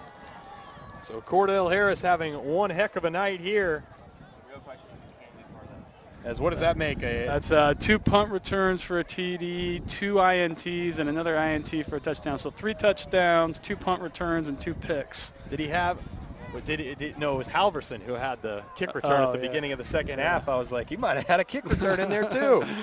They're 23 and 22, so easy to get mixed up. But 38-6 in favor of the Grant Generals, and Hanlon Austin out to attempt the extra point, although Harris will take the pitch and then pitch it out to Austin on the 2-point conversion attempt, but the Jeff defense there and stop that one cold.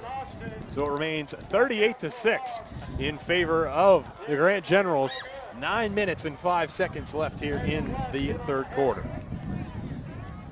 I think it's important for Grant to make sure and stay focused and use your offensive time wisely. They didn't get a lot of offensive plays in the first half due to what we, you know, the special teams and this and that. So, you know, to get those plays and to do well and execute is going to be important for the upcoming weeks moving forward. And it is really one of those interesting things, Jordan, because you look at the final score and it's going to be likely largely in favor of Grant. But if you're Diallo Lewis, are you concerned that maybe your offense didn't get more reps here tonight? You would have to be, because you're still a young team. You got a lot to learn. You put up 42 points on a Centennial team that traditionally gives up a lot of points, but this is where you really need to stay focused and make sure your kids understand what they're here for, and it's not to just, you know, take the second half off because you're up 30, 40 points or whatever it is. It's to focus, execute, and do what you were doing in practice throughout the week. So Hanlon Austin's leg getting a workout tonight as he once again sets up to kick off at the 40-yard line.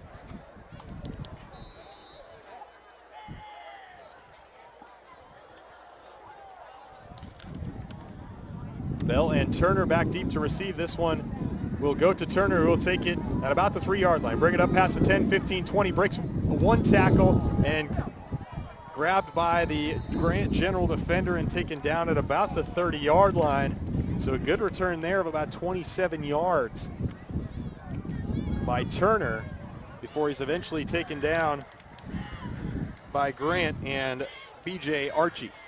Kelsey Turner's a kid we really got to know and like a lot during the offseason. He actually contacted myself and Taylor, and we didn't really know about him, and he said, hey, I can play ball. What do I got to do to get out there with you guys? And we gave him an opportunity, and he came out and worked really, really hard, never missed any of the events, was there every week and did very, very well for himself. So it's that type of effort that Jeff needs their players to have during January, February, March when kids aren't necessarily playing football. So Kelsey Turner specifically, kudos to him. Well, and we talked about in the first half how much football, high school football, has advanced here in this state. How much of that, in your mind, can you contribute to players doing more in the offseason? Well, I think these days it's so competitive you have to. Otherwise, you're just going to get weeded out. It's just too competitive. So moving forward, you're going to see a lot of kids doing that extra stuff. You're going to be training year-round. Instead of playing 3 sports, you'll be playing 2. Whatever it is. But in order to, possibly be that scholarship athlete, you have to put in that extra time. And with all the scholarships, as you and I were talking about, that within the state of Oregon and Washington that we've seen, it's tripled, almost quadrupled in the last 5 to 10 years. It creates a lot more opportunities for people. People see that, and it's a way, to get your school paid for. As Jackson will fake the handoff and try and run it out to the far side of the field. He's taken down. Flag comes out from the referee. As Jackson taken down about 7 yards behind the line of scrimmage. But this could be on that Grant General defense.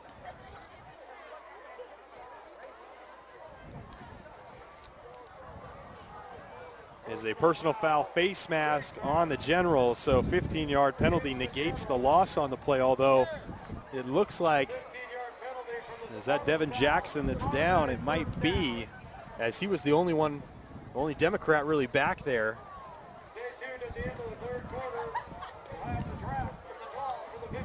You got to wonder what Jeff's going to do if Devin can't play. I don't know who their second guy would be. As we look at the roster, in fact, I don't see one. There is no other quarterback listed on the roster.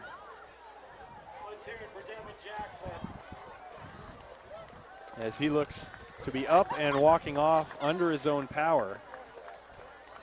He will have to come off the field for at least one play. It'll be interesting to see who takes the snaps for Jeff now.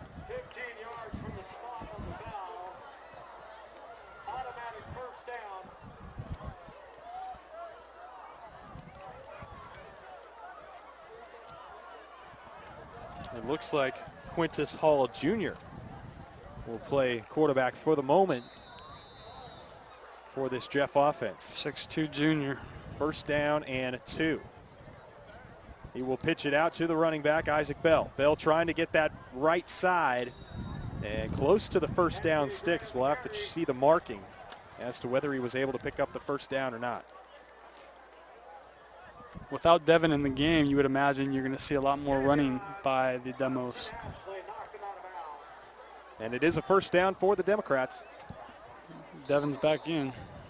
And so after just one play out, after Jackson was shaken up, he's back in the ball game. As Grant continues to lead this one 38-6. Under 9 minutes to play here in the third quarter.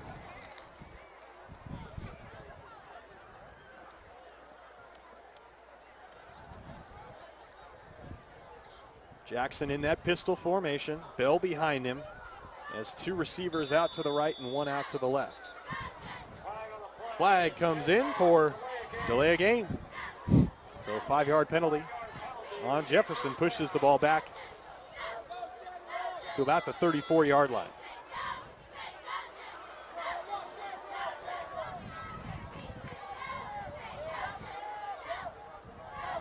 Jackson will fake the handoff to Bell up the middle and try and get outside. Picks up about 5 to 6 yards. So a good pickup there on first down for Jeff. Unfortunately had the 5-yard penalty before, so it's really only close back to the original line of scrimmage.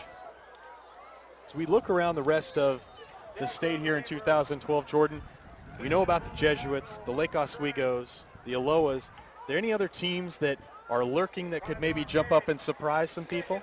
Big, one of my favorites is Century out of Hillsboro. They returned 10 all-league kids. They run the no-huddle offense. They beat Lincoln 62-35. Lincoln's not a bad football team in week 1.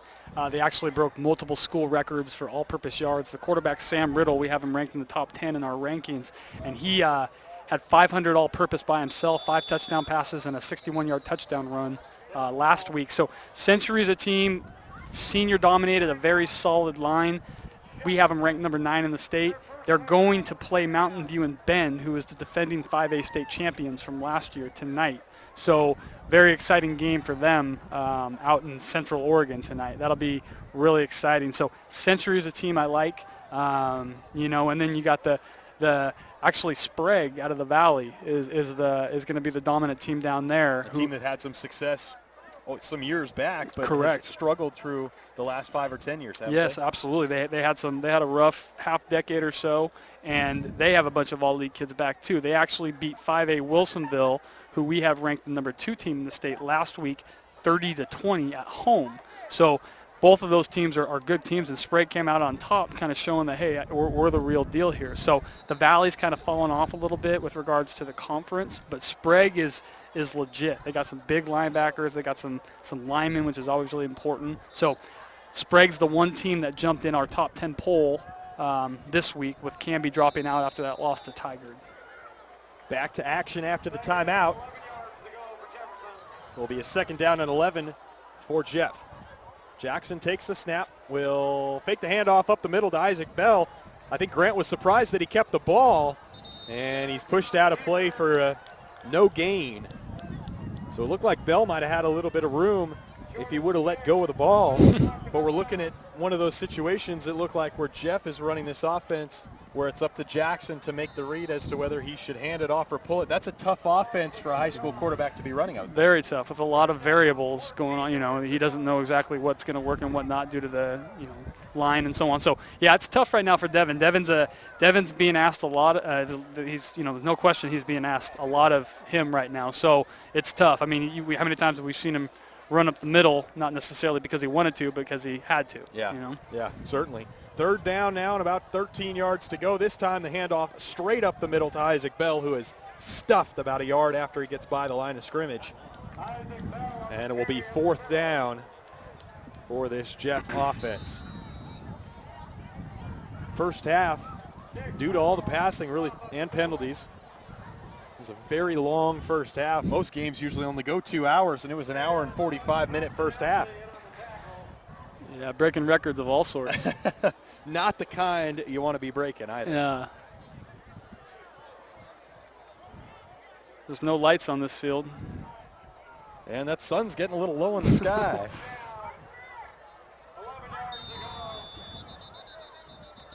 Oh, so back out to punt for Jefferson, but not after another delay of game penalty, is junior. Say it now. Tua Moheloa. There you go. Tua Moheloa. Talented sophomore. Talented sophomore, got a couple punts off. Had one blocked earlier in the game. No pressure on this one, and he'll send this one down as Cordell Harris will field it at about his own 40-yard line. Brings it out to the right-hand side. Got a lot of room to run here, and will try and make a couple moves, but the Jefferson defense eventually stacks him up and takes him down at about the 40-yard line. So once again, great starting field possession for the Grant Generals. But you see the explosiveness, as we've talked about all night, of Cordell Harris. Yeah, Cordell has really made a name for himself tonight. I mean, we know who he is based on last year's performances, but I really think, anytime you have 2 punt returns, 2 picks, and another pick to the house, you definitely a statement game regardless. We've talked about the Metro, talked about the Three Rivers. What about the Mount Hood Conference? Obviously, Gresham, it's run by Central Catholic. They're always the team to beat out in the Mount Hood. What do you look for in the Mount Hood this year? Well, Mount Hood, Central Catholic is the real deal. The problem with Central and the Mount Hood is Central always plays an amazing non-conference schedule. This year they have played Skyview, and they're going to play Lake Oswego, Jesuit, and Sheldon in their 4 non-league games, which is hands down the toughest schedule in the state. But then they go into the Mount Hood, where this typically happens, and they play some teams that aren't necessarily up to their caliber. So coming into the playoffs, they end up kind of even as talented as they are, kind of a shock, because they come back and they play these very talented teams again after playing some par teams. So, you know, it's Central this year has the potential to get a title, meaning a state title, but it's been 50-plus years. A nasty collision there as Cordell Harris takes the screen pass down close to the first down marker. Two Jeff players ran into each other, and one of them remained down, as it looks like Bam Bam West ran into his own man. And scary there is it doesn't look like the player down has moved much since he was knocked down.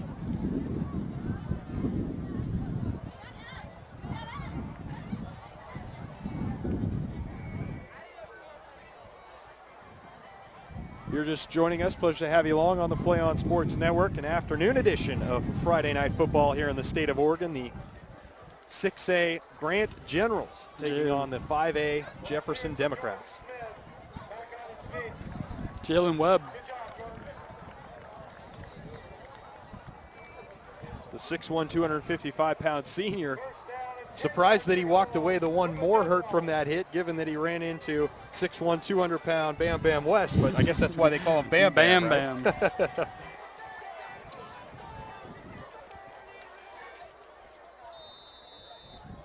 Sam Davis back in that shotgun formation for the Generals, leading 38-6. Handoff goes to Brian Peak Jr. Cuts inside one man, cross the line of scrimmage down inside the 20-yard line to the 18. And another first down for the Grand Generals as they move the ball into the red zone.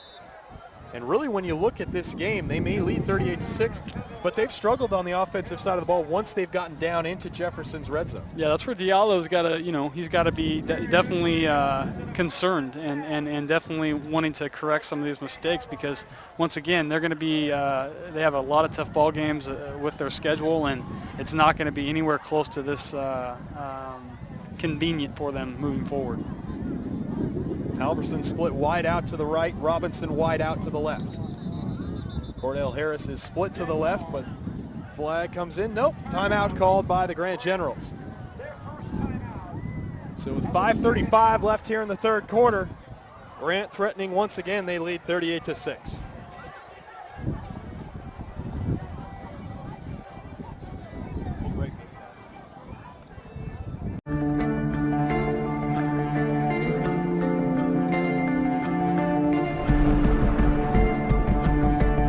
Match away from immortality. This is a total team effort. We're going to try to dictate to you what you're going to do on both offense and defense. We're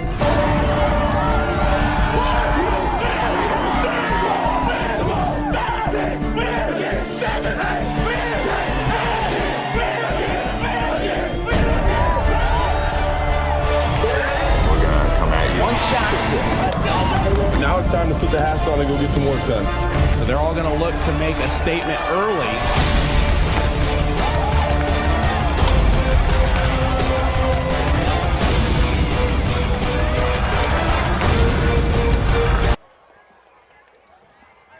Back to the action here at the Grand Bowl. Second first down and 10 for the Grand Generals as the handoff goes up the middle to Brian Peak Jr., and he's up through the middle and to about the 9-yard line, close to another first down. But Grant really starting to gash the interior of that Jeff defense. Yeah, I think they're really wearing them down right now. I think it's interesting as well as we look at these rosters. Jefferson's easily fits on one page where Grant's is much longer, and when you don't have that depth, it's harder to stay as energized throughout the game. And Grant really wearing down, although fumble here by Davis. Is he able to climb back on it? It looks like Jefferson was close to getting on top of that one, but it is Grant ball as Riddle does, or I shouldn't say Riddle, I should say Davis gets back on top of it. A loss of about a yard or two, and we'll set up a third down.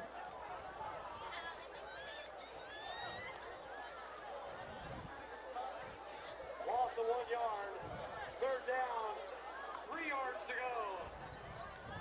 Well, third down and 3 for Davis in the general offense. Once again, Halverson split out to the right. Harris is in tight on the left, and Robinson out wide to the left. It will be a fade in the direction of Halverson, who goes up and is unable to reel it in. Looked like he was wide open to make that play, and now looks like he's down on the field. So not sure if he took a knock there, but he is up now and will walk off the field. Don't see that happen very often. No, Jordan Nathan Halverson went up and was unable to reel it in. Kelsey Turner there guarding him. Those are two kids that battled all winter at our lead events and definitely got used to playing each other. Nathan's really upset with himself right now because he was open there, but good play by Kelsey, breaking that up at the end there. Davis will stay in, and the Generals will go for it on 4th and about 3 yards. Peak Jr. in the backfield to Davis's left. Robinson and Harris on the right, or on the left side of the formation. Handoff will go to Peak up the middle. He's got the first down and more, driving towards the end zone, and it is another 6 points for the Grant Generals. They now lead 44-6 with just over 4 minutes left in the third quarter.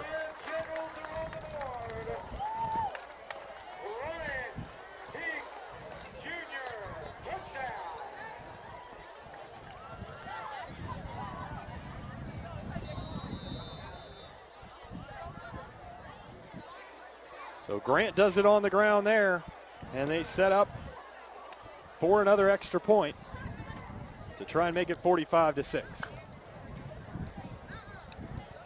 Harris will hold for Hanlon Lewis.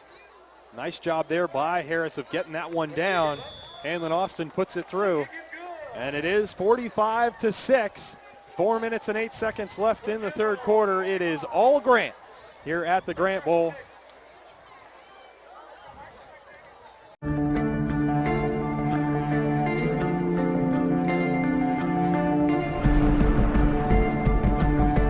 One match away from immortality. This is a total team effort. We're going to try to dictate to you what you're going to do on both offense and defense. We're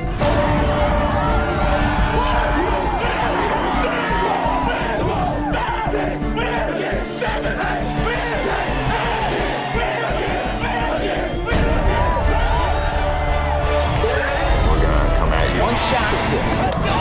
Now it's time to put the hats on and go get some work done. So they're all going to look to make a statement early.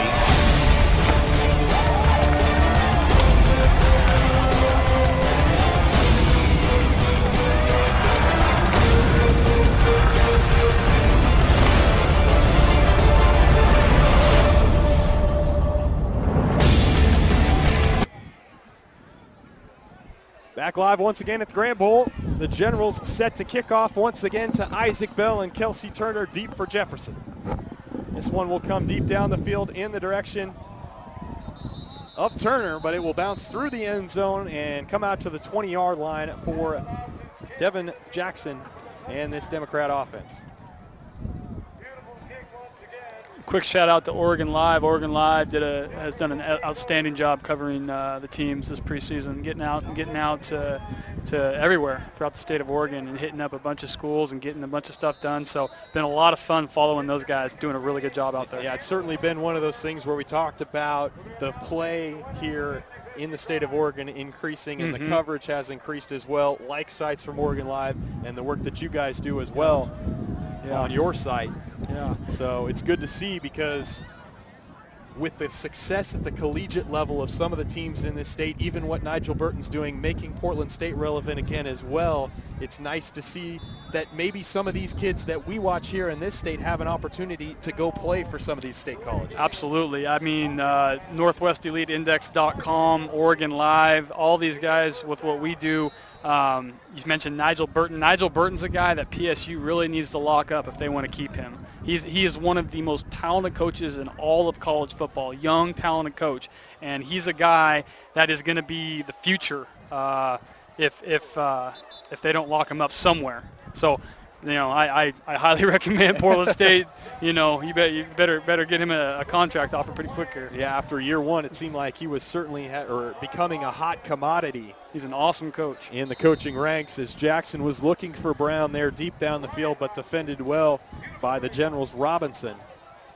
And sets up second down and 15 as Jefferson suffered another penalty. So it will be Jackson once again in that shotgun formation. He's been in it all night. He's got two receivers out to the right and two out to the left with a back to his right side. He'll look to throw the ball, roll out to the right as pressure comes up the middle. He's going to run this one and tripped up nicely there once again. Robinson on the tackle on that far side of the field as Jackson picks up about 2 to 3 yards. Jackson's going to be a tired cat after this after this game. He's really done it all for this Jeff side. Yeah, he really has. You know, he's fought it out all the way through. He's been here. He's been the quarterback. He's been the guy. He hasn't made any excuses. I really have liked getting to know Devin. When you look at what Jeff has on the offensive line, they have one freshman starting, Josiah Rich. And they also have a sophomore starting and 3 seniors. So some good senior leadership on that offensive line, but also a couple youngsters. One of those guys, a guy that you've talked about a lot, junior Tua Moheloa. And a guy that they like a lot, has a couple years left. But they'll certainly be looking to improve on this effort here tonight as they move into PIL play. 4th down now for that Jefferson offense. And down 45-6, Aaron Gibson says, what the heck, let's go for it. As Jackson drops back to pass, he'll fake the pass by the outside and escapes one man, escapes another man. A good move there as he shows that lateral quickness and gets up past the first down sticks and out past the 35-yard line. So the gamble pays off, and Jackson picks up the first down for the Dems. Yeah, Jackson's just a football junkie. He's just a kid that wants to get better. He's willing to do whatever you ask him to do. Offense, defense, it doesn't really matter. He just wants to play the game. So he's going to be a kid that we'll probably see at the college level, regardless if it's a JC, D2, D1AA, something like that. Outside of Thomas Tyner, we've talked about Sam Riddle. Who are some of the other studs we're looking at in 6A, 5A in this state here in 2012? Well, I mean, we actually have Jamarte Brown. And Jamarte Brown makes the catch down inside the 30-yard line. So another big play for Jamarte Brown as he continues to show his stuff. Got a lot of good kids coming out of the state this year. Braden Kersley and Evan Bowler are both big-time linemen. Braden's committed to BYU. Evan Bowler's committed to Oregon. Braden's still open with regards to other schools. He's got about 7 different offers, so that's good. Dallin Levitt, Central Catholic, is our top safety, and he's committed to BYU as well. I mean, there's a host of kids. Johnny Reagan, Evan Colorado, Derek Turi. I could go on and on and on. But a lot of D1 kids in both Oregon and Washington right now. Jackson looking for Brown once again, cannot reel it in with that big right hand like he did earlier this game. And it will be 2nd down and 10 for Jefferson as they have the ball inside the 30-yard line of Grant.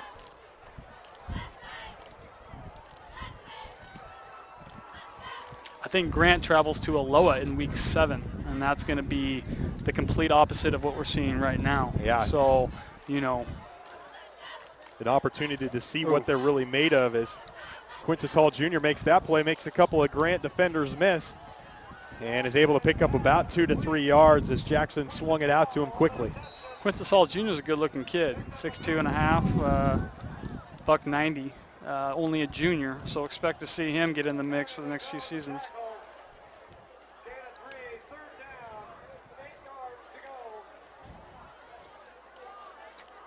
Troy Freisen in the game for Jeff at the running back position, and he will get the pass, and take a nasty shot right there in the small of the back as Jackson tried to drop it off to him. Comes up, not at all gimpy though. So that's good to see, but dangerous pass there from Jackson, kind of leaving his man out to dry. Thought he might have been over the line of scrimmage, but. So Halverson looks like he's grabbing that left hamstring area as he kind of jaunts off the field.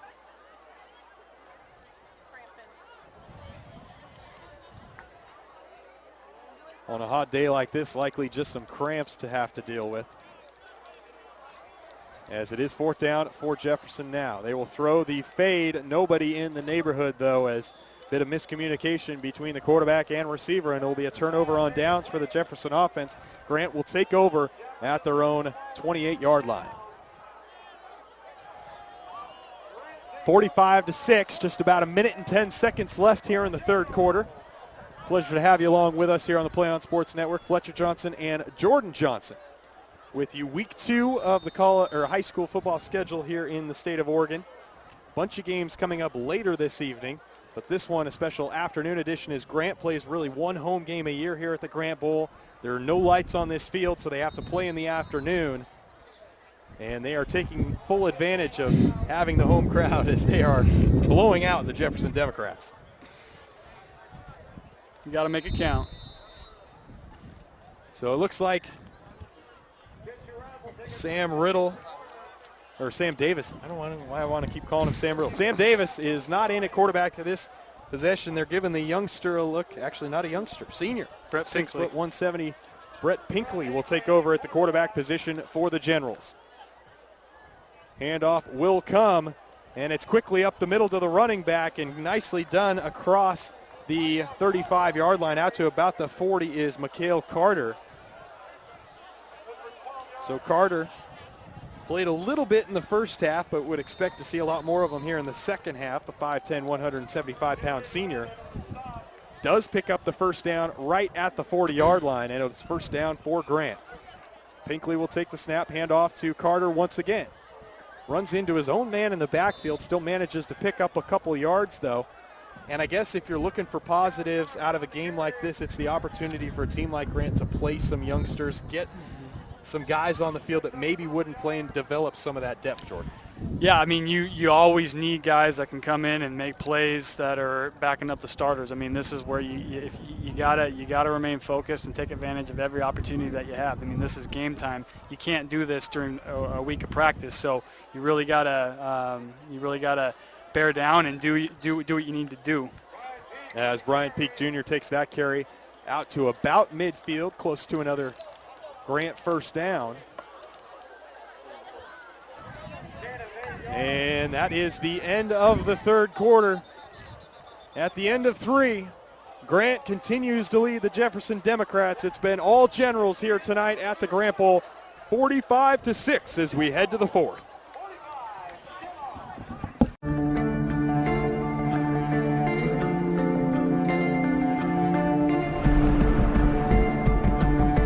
One match away from immortality. This is a total team effort. We're going to try to dictate to you what you're going to do on both offense and defense. We're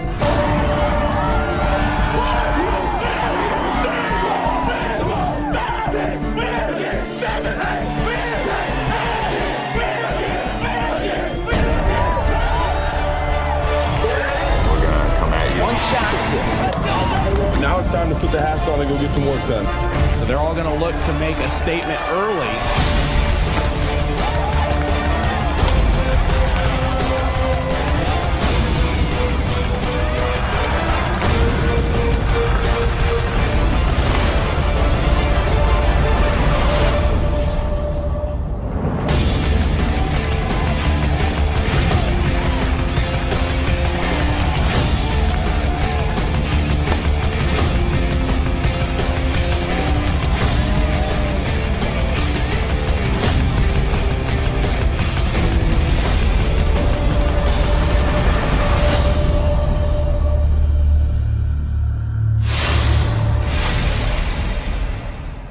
.316 left.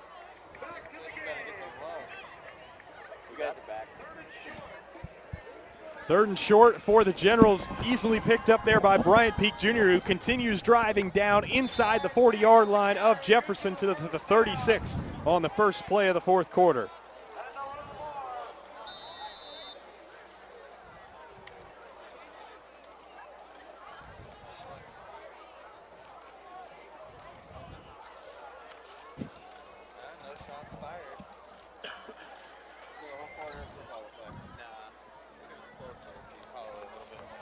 First down and 10 for the Generals. Brett Pinkley in at quarterback, relieving Sam Davis. And that one is fumbled out of the hands of Pinkley and recovered by Jefferson right at midfield. So not much has gone Jefferson's way here today, but that ball falls into the hands of Baquan Sanders, the sophomore, and it's Jefferson's ball at the 50-yard line.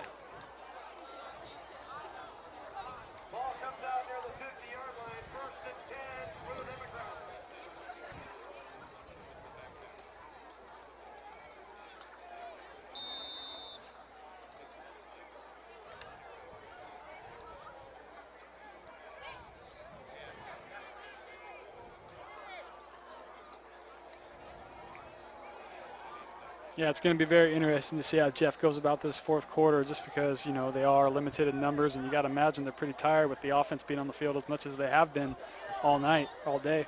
Devin Jackson once again looking in the direction of Jamarte Brown. Unhappy that no flag was thrown as he yells at the official, but the pass falls incomplete, and it will be 2nd down and 10. That's really been the only thing that's worked well for Jefferson all day long is Jackson to Brown. And Grant has really tried to stick that double coverage with the man on, safety over the top on Brown. Yeah, you can imagine you're going to see that combo for the rest of the year. I mean, they figured out that works pretty well for him. Jackson drops back to pass. Pressure coming. He will launch it deep downfield in the direction of Fletcher, but out of bounds. Jackson under a lot of heat there from the Grant defense, who has done a great job of putting him under pressure throughout the course of this one here tonight. And quickly to 3rd down and 10 for Jeff.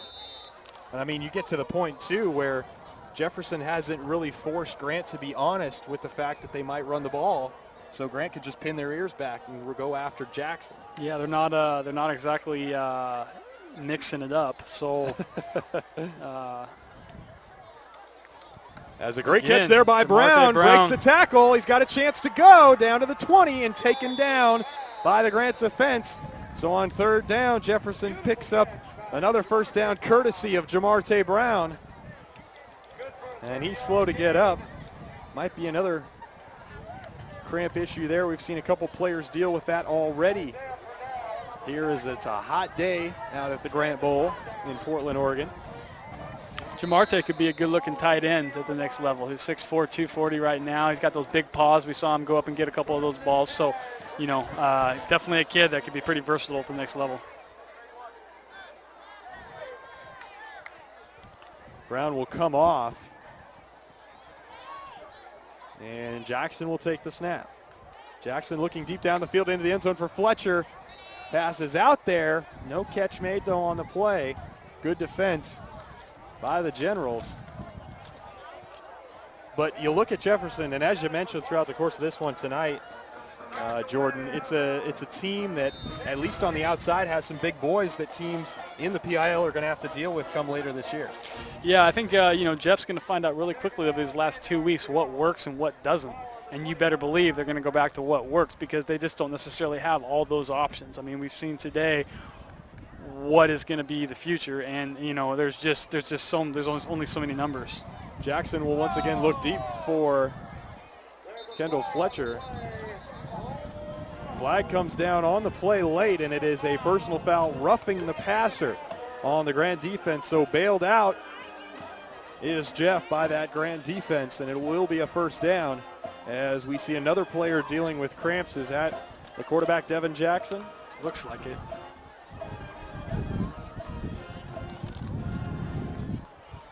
So it's likely that with Jackson cramping up, Quintus Hall Jr. will have to come in and take a few more snaps. Jackson was roughed up a bit in the 3rd quarter, and Hall Jr. came on, took 1 snap before Jackson returned. 15 yards from the spot, automatic 1st down.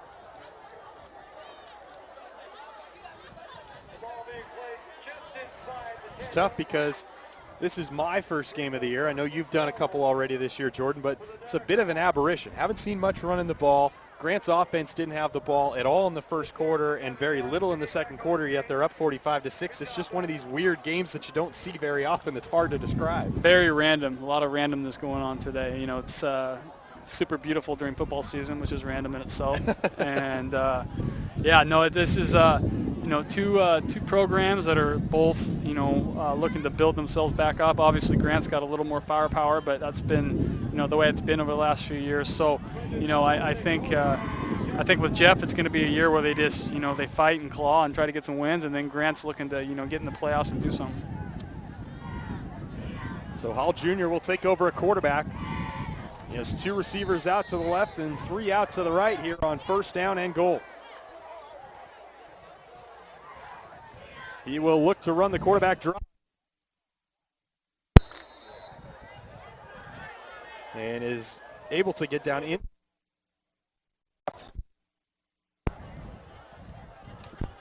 just outside the 10.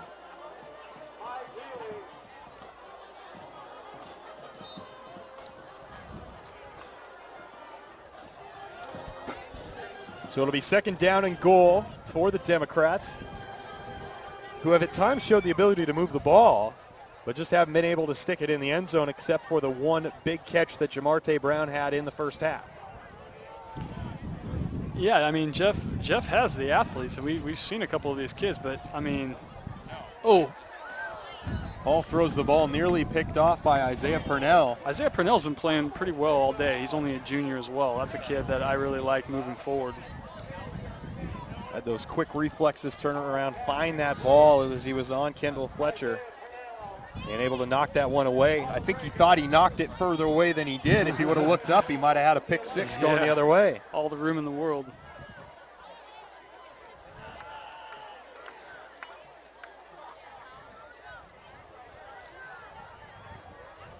Nine and a half minutes to go here at the Grant Bowl. 45-6. The Generals have the lead. This pitch going outside for Jefferson. Able to get the corner, and he's into the end zone is Kelsey Turner, and Jefferson has their second score on the day. And it is now 45-12 in favor of Grant. Happy for Kelsey getting in the end zone. Extremely hard worker, really good kid, so that's good to see. Well, and it didn't look like there was much there. Looked like he maybe made a move inside, got the Grant defenders to take that step in and bounced it out and was able to find the corner. Quick kid, works hard. Good to see him get some time at running back. I think one of the things that you really see at the high school level, or at least that we've seen here tonight, is the players that have that lateral quickness, that side-to-side foot speed, have really been able to do some things here. You got to have that unique body control if you want to be able to, you know, compete and succeed at this level. I mean, it's just about a necessity. So Nathan Halverson type deal. The two-point conversion run by Quintus Hall Jr. is snuffed out by the Grant defense, so it's 45-12 here at the Grant Bowl. We'll be back with more after this.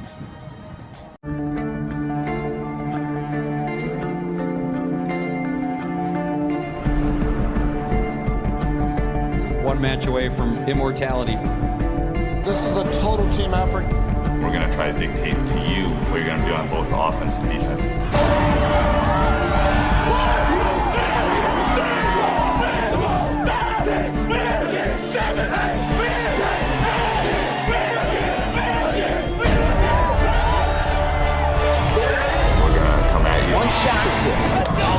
Now it's time to put the hats on and go get some work done. So they're all going to look to make a statement early.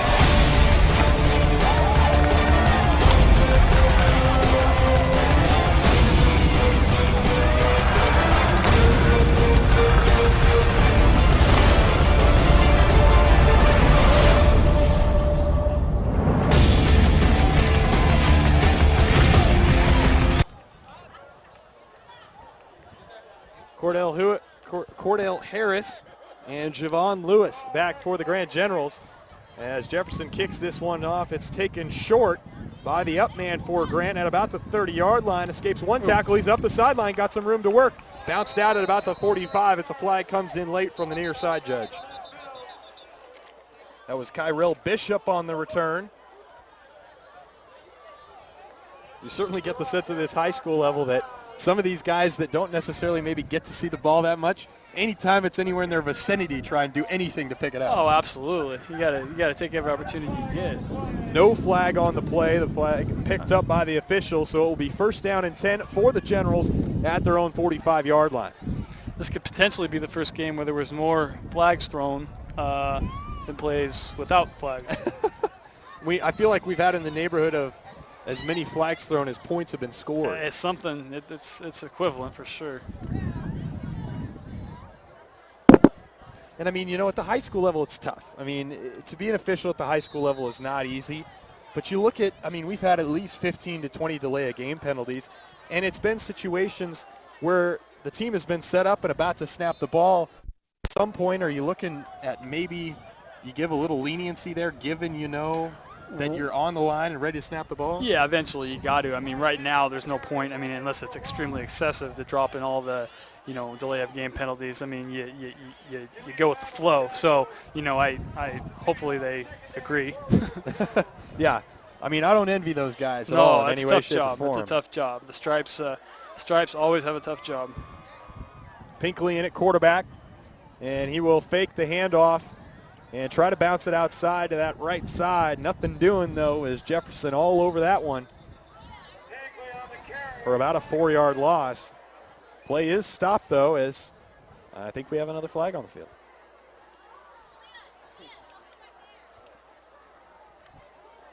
Personal foul, face mask on Jefferson.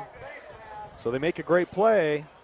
But the 15-yard face mask penalty will give Grant an automatic first down and push the ball in to Jeff territory. And stop the clock.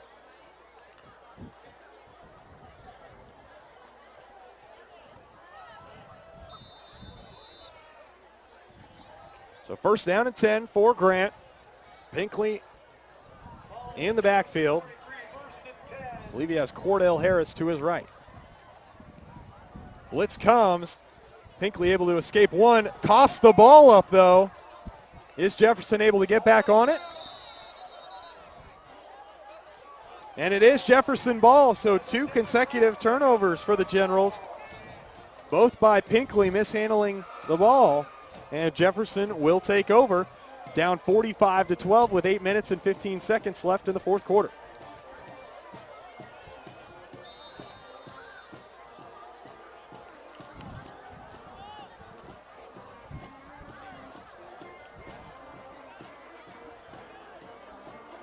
So as we continue to kind of take a look around the state, Jordan, down at the 5A level, Sherwood has been the dominating program for a long time. You still expect to see the Bowmen take the reins at the 5A level? Well, Sherwood plays Marist tonight, which is number 1 versus number 3. Number 1 on our NEI rankings has Marist is actually 1 and Sherwood is 3. Sherwood lost a lot of their kids last year, but they're a program that just reloads and reloads. They come back with the thunder every single year. They beat Milwaukee 52-6 last week. Once again, it was Milwaukee, but they will always be a top 5 team at the 5A level. In fact, they're getting so big they could be a team that gets bumped up to 6A at some point. So yeah, the Sherwood's always good. You have Marist, you have Crescent Valley, you have West Albany, Churchill, Wilsonville. Wilsonville is a team that we talked about a little earlier. Who I have them at number 2. So Tanner Shipley, Johnny Reagan, both big-time D1 kids with Oregon State offers. Tanner Shipley actually committed to BYU and then decommitted about a week and a half ago. He's a kid that works out with us a lot. So yeah, I mean, very, very interesting 5A and 6A matchups come the quarterfinals of the playoffs this year. Couple incomplete passes for Jefferson, sets up a 3rd down and 10 for the Democrats on their own 45-yard line. As we get into the waning minutes of this game, Grant has controlled it from the start. A blocked punt for a touchdown for their first score. Then Cordell Harris with 2 punt return touchdowns. Grant had 1 offensive play in the first quarter, yet they led 18-0. Then Jefferson got on the board, a Jamarte Brown touchdown catch. Big play for Jefferson, and they had a little momentum swinging their way, but Jefferson took it right back with another score to make it 25-6. We opened up the second half with a kickoff return for touchdown by Nathan Halverson. And it's really been all Grant from that point forward. Jefferson did find the end zone on their last offensive possession. A Kelsey Turner touchdown run on 4th down. But nothing doing for Jefferson on this drive so far, although a flag comes out. Shocking. And it looks like this one might benefit the Democrats as the ball was thrown in the direction of Jamarte Brown. Nope, illegal chop block on Jefferson. I thought it might have been pass interference defensively, but it is not, and it will be declined, and a 4th down for Jefferson. We got the punt. We'll jump out to the break afterwards.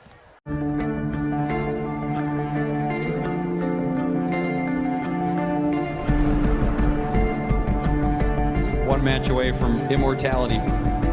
This is a total team effort. We're going to try to dictate to you what you're going to do on both offense and defense.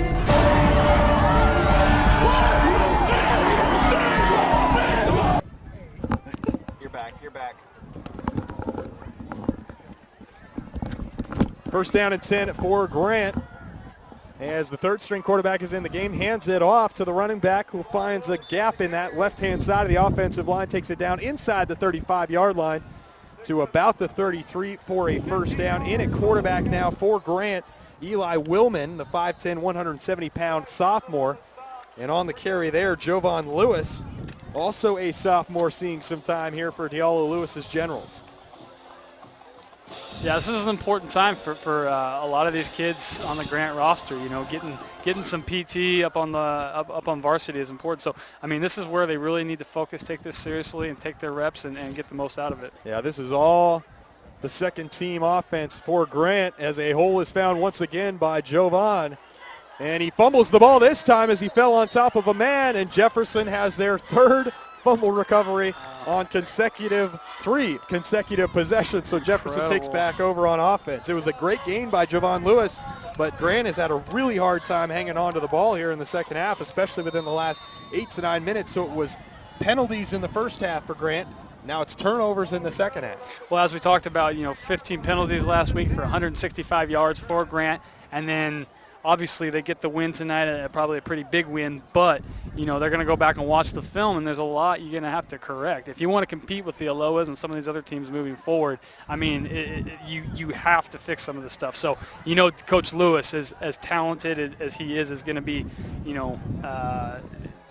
definitely not the happiest guy at practice next week. As a timeout is called by the Grant Generals, we will take it as well. Grant leads the Jefferson Democrats 45-12 here in the fourth quarter.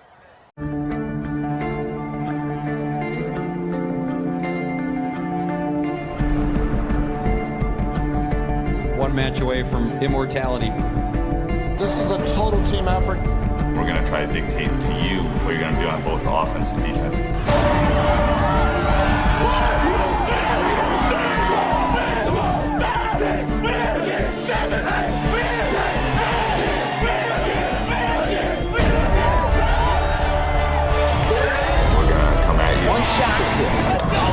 Now it's time to put the hats on and go get some work done. So they're all going to look to make a statement early.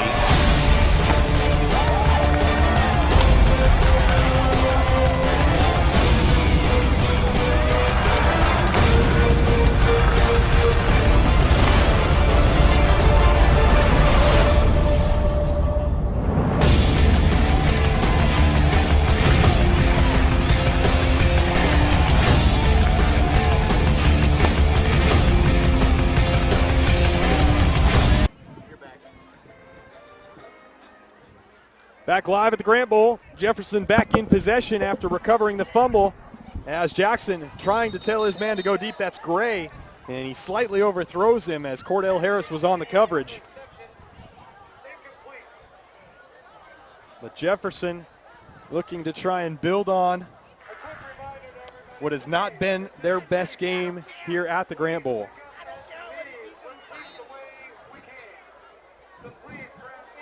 Definitely early in the season for both teams, so there's a lot of time to make those adjustments and correct those things that they want to moving forward. I want to ask you as well, you follow high school sports closely, what do you make or how do you feel that since the ranking system has come in and how they decide to run the playoffs, how has that evolved? Are you liking the direction that that's heading? I understand what they're doing, and it makes sense to an extent, but at the same time, you have teams with non-league schedules that could obviously, jumbo teams that aren't going to be exactly your toughest competition. So you can be a 4-0 team at the end of the non-league season and ranked 5th in the state, beating the number 37, 38, 40, and 42 teams out of a 42 6A Class A classification system, if that makes any sense. Yeah. So, once again, it's confusing, but the point of it is if you want to align teams so come the playoffs, you don't have number 1 playing number 2 anytime soon, or the best teams are spread out. So I understand what they're doing, and actually they're doing a good job. It's just there obviously could be some tweaking in there. It is something that has created a lot of controversy over the first 3, 4, 5 years that it's been included in the way that the high school sports are run, as Jackson is taken down behind the line of scrimmage. Great pursuit there by the Grant defense, taken down on the play. It's tough to get any of that stuff perfect with regards to the brackets, but it is important because you don't want to have 3 of the top 4 teams out of the playoffs come the quarterfinals. So yeah, and that's the thing, is making sure that those top teams, as you mentioned, aren't playing each other early on in the playoffs, because that would allow for the situations where a team who's maybe 6-5 or 7-4 during the regular season to get to the state final or the state semifinals when maybe they didn't have to play the toughest competition to get there. Exactly. So that sack was on 4th down, and Grant will take over at about the 25-yard line, up 45-12. Handoff comes up the middle to Jovan Lewis. He's taken down after about a half a yard gain on the play. So the clock will run as we move under 5.5 minutes left to play out here at the Grant Bowl, with the Generals leading 45-12.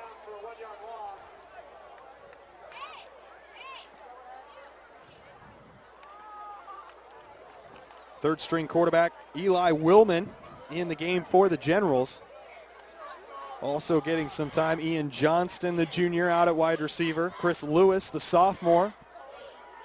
The handoff will once again come to Lewis. Lewis finds a hole, breaks down inside the 10-5. Touchdown, Grant Generals, 51-12. They're taking this one to the house in their one home game of the year.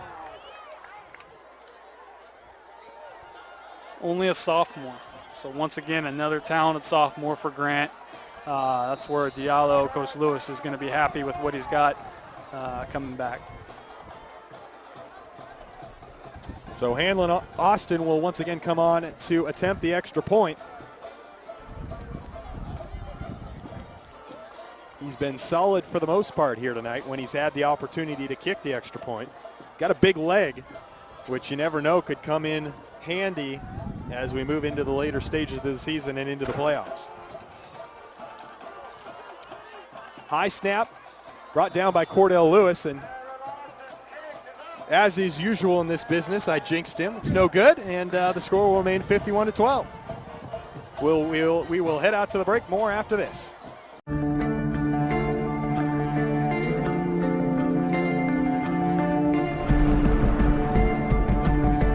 One match away from immortality. This is a total team effort. We're going to try to dictate to you what you're going to do on both offense and defense.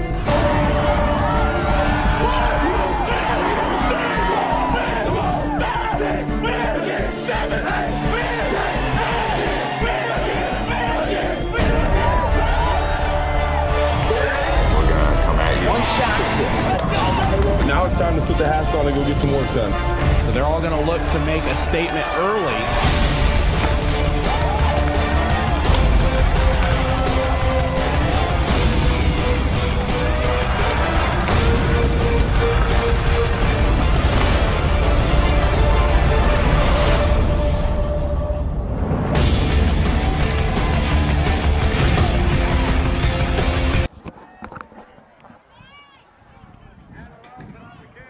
Hanlon Austin set to kick off once again for the Generals. Turner and Bell back deep to receive. It will be Turner taking this one at the 10-yard line. Trips and falls as he gets across the 15.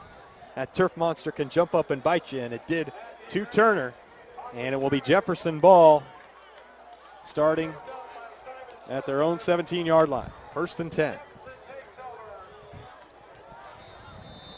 Good crowd out here tonight, though. Good crowd out here tonight. What do you take away from this one if you're Grant? I think you gotta be happy about the win. You always gotta celebrate your wins. At the same time, you really gotta focus on making some adjustments, because once again, can't harp on enough how tough that schedule is moving forward.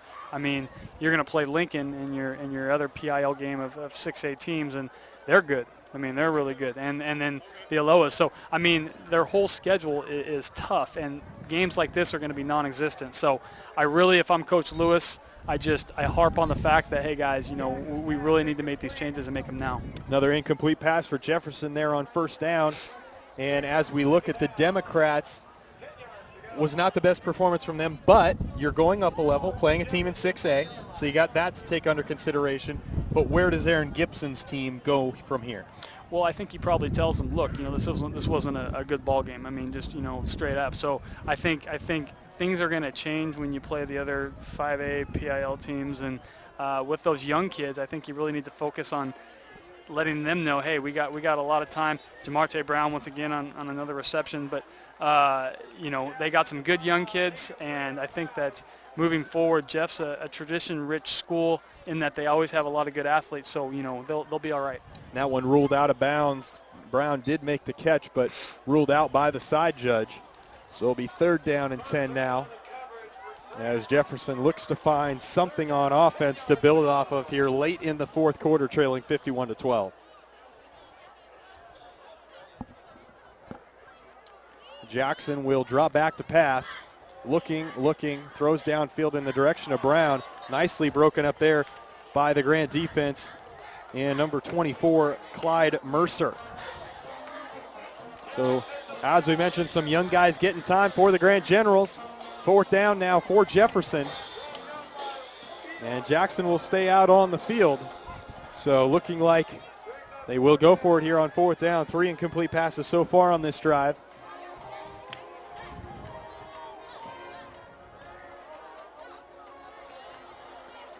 As I think one of the things that Aaron Gibson, in all honesty, really has to look at as well, I know that he may not have many options at running back, but he's got to find some way to get a running game involved outside of his quarterback, Devin Jackson, because it just allows the defense to sit back, play 8 guys in his zone or play man with coverage over the top, and then Jackson's got nothing to do. You got to mix it up. I mean, I don't know how many passes Devin's thrown, but, if any defense watches this film, they're going to know exactly what to do on every single play. So, I think that's one of those things, Aaron coming out of Oregon and being the high-profile DB that he is, I would assume that those would be adjustments that he's going to make. So, I think it's just a matter of finding that guy or guys that can actually carry the ball and run some clock. So Grant will take over after the incomplete pass in the direction of Quintus Hall Jr. 1st down and 10 at the 20-yard line. Eli Willman will take the snap from the shotgun. He has Lewis to his right. 3 receivers split out left, 1 out to the right. Handoff goes up the middle to Lewis. Lewis bounces it outside and will have another 6 as he's contacted right at the goal line, but a touchdown for Jefferson makes it 57-12. Grant.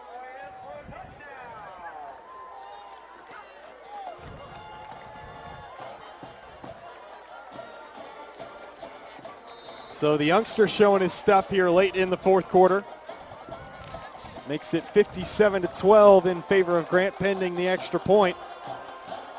And now it's just icing on top of the cake for the 8th-year coach from Grant, Diallo Lewis, and his club. Yeah, Jovan Lewis has looked good this second half. He's like we talked about. He's only a sophomore. He's 6 foot 265. It's got to be wrong. 5'10", 165. So, yeah, Jovan's looked good all second half. Definitely a kid that they're going to look forward to having in the future. Kick from Hanlon Austin this time is up and through. And that makes it 58-12 in favor of Grant. 3 minutes and 30 seconds left here in the 4th quarter. We'll jump out to break.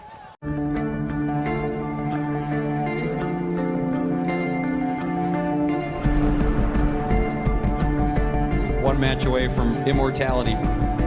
This is a total team effort. We're going to try to dictate to you what you're going to do on both offense and defense. We're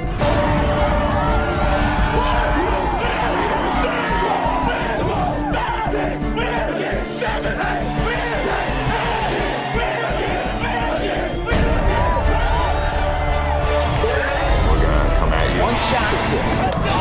Now it's time to put the hats on and go get some work done. So they're all going to look to make a statement early.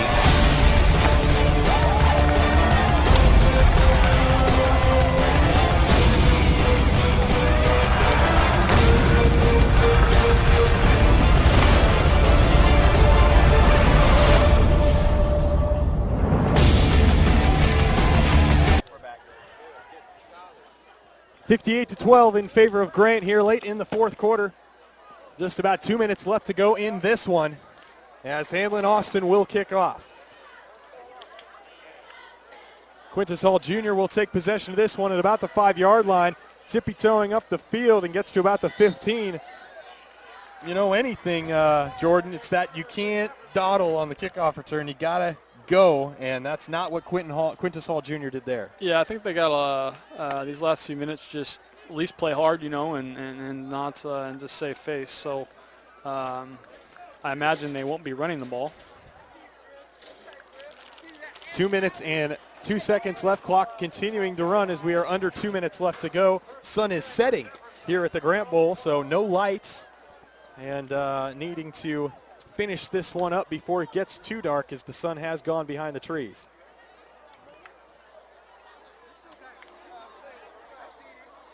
The game not in doubt. 58-12 in favor of the Generals.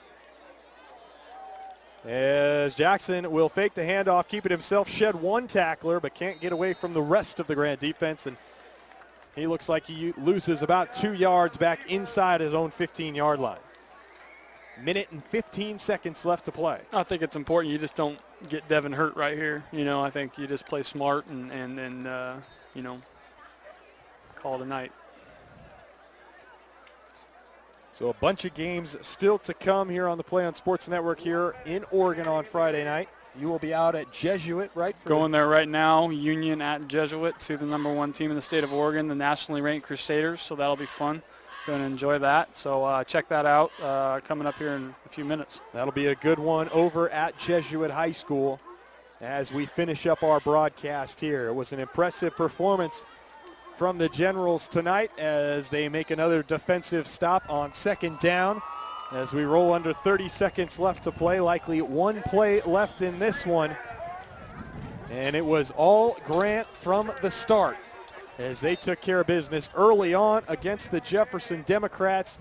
Did not really give them any reason to believe that they could stick around in this game. Jefferson did have a chance to maybe pull within a couple scores right before halftime, was unable to get in the end zone. Grant took the ensuing kickoff at the beginning of the third quarter in for a touchdown, and that was pretty much all she wrote for Jefferson. It finishes the clocks at triple zeros, 58-12 in favor of the Grant Generals. Thanks to everyone who helped out on the broadcast tonight. Thanks to Jordan Johnson, my analyst. I'm Fletcher Johnson. We'll talk to you next week here on Play On Sports.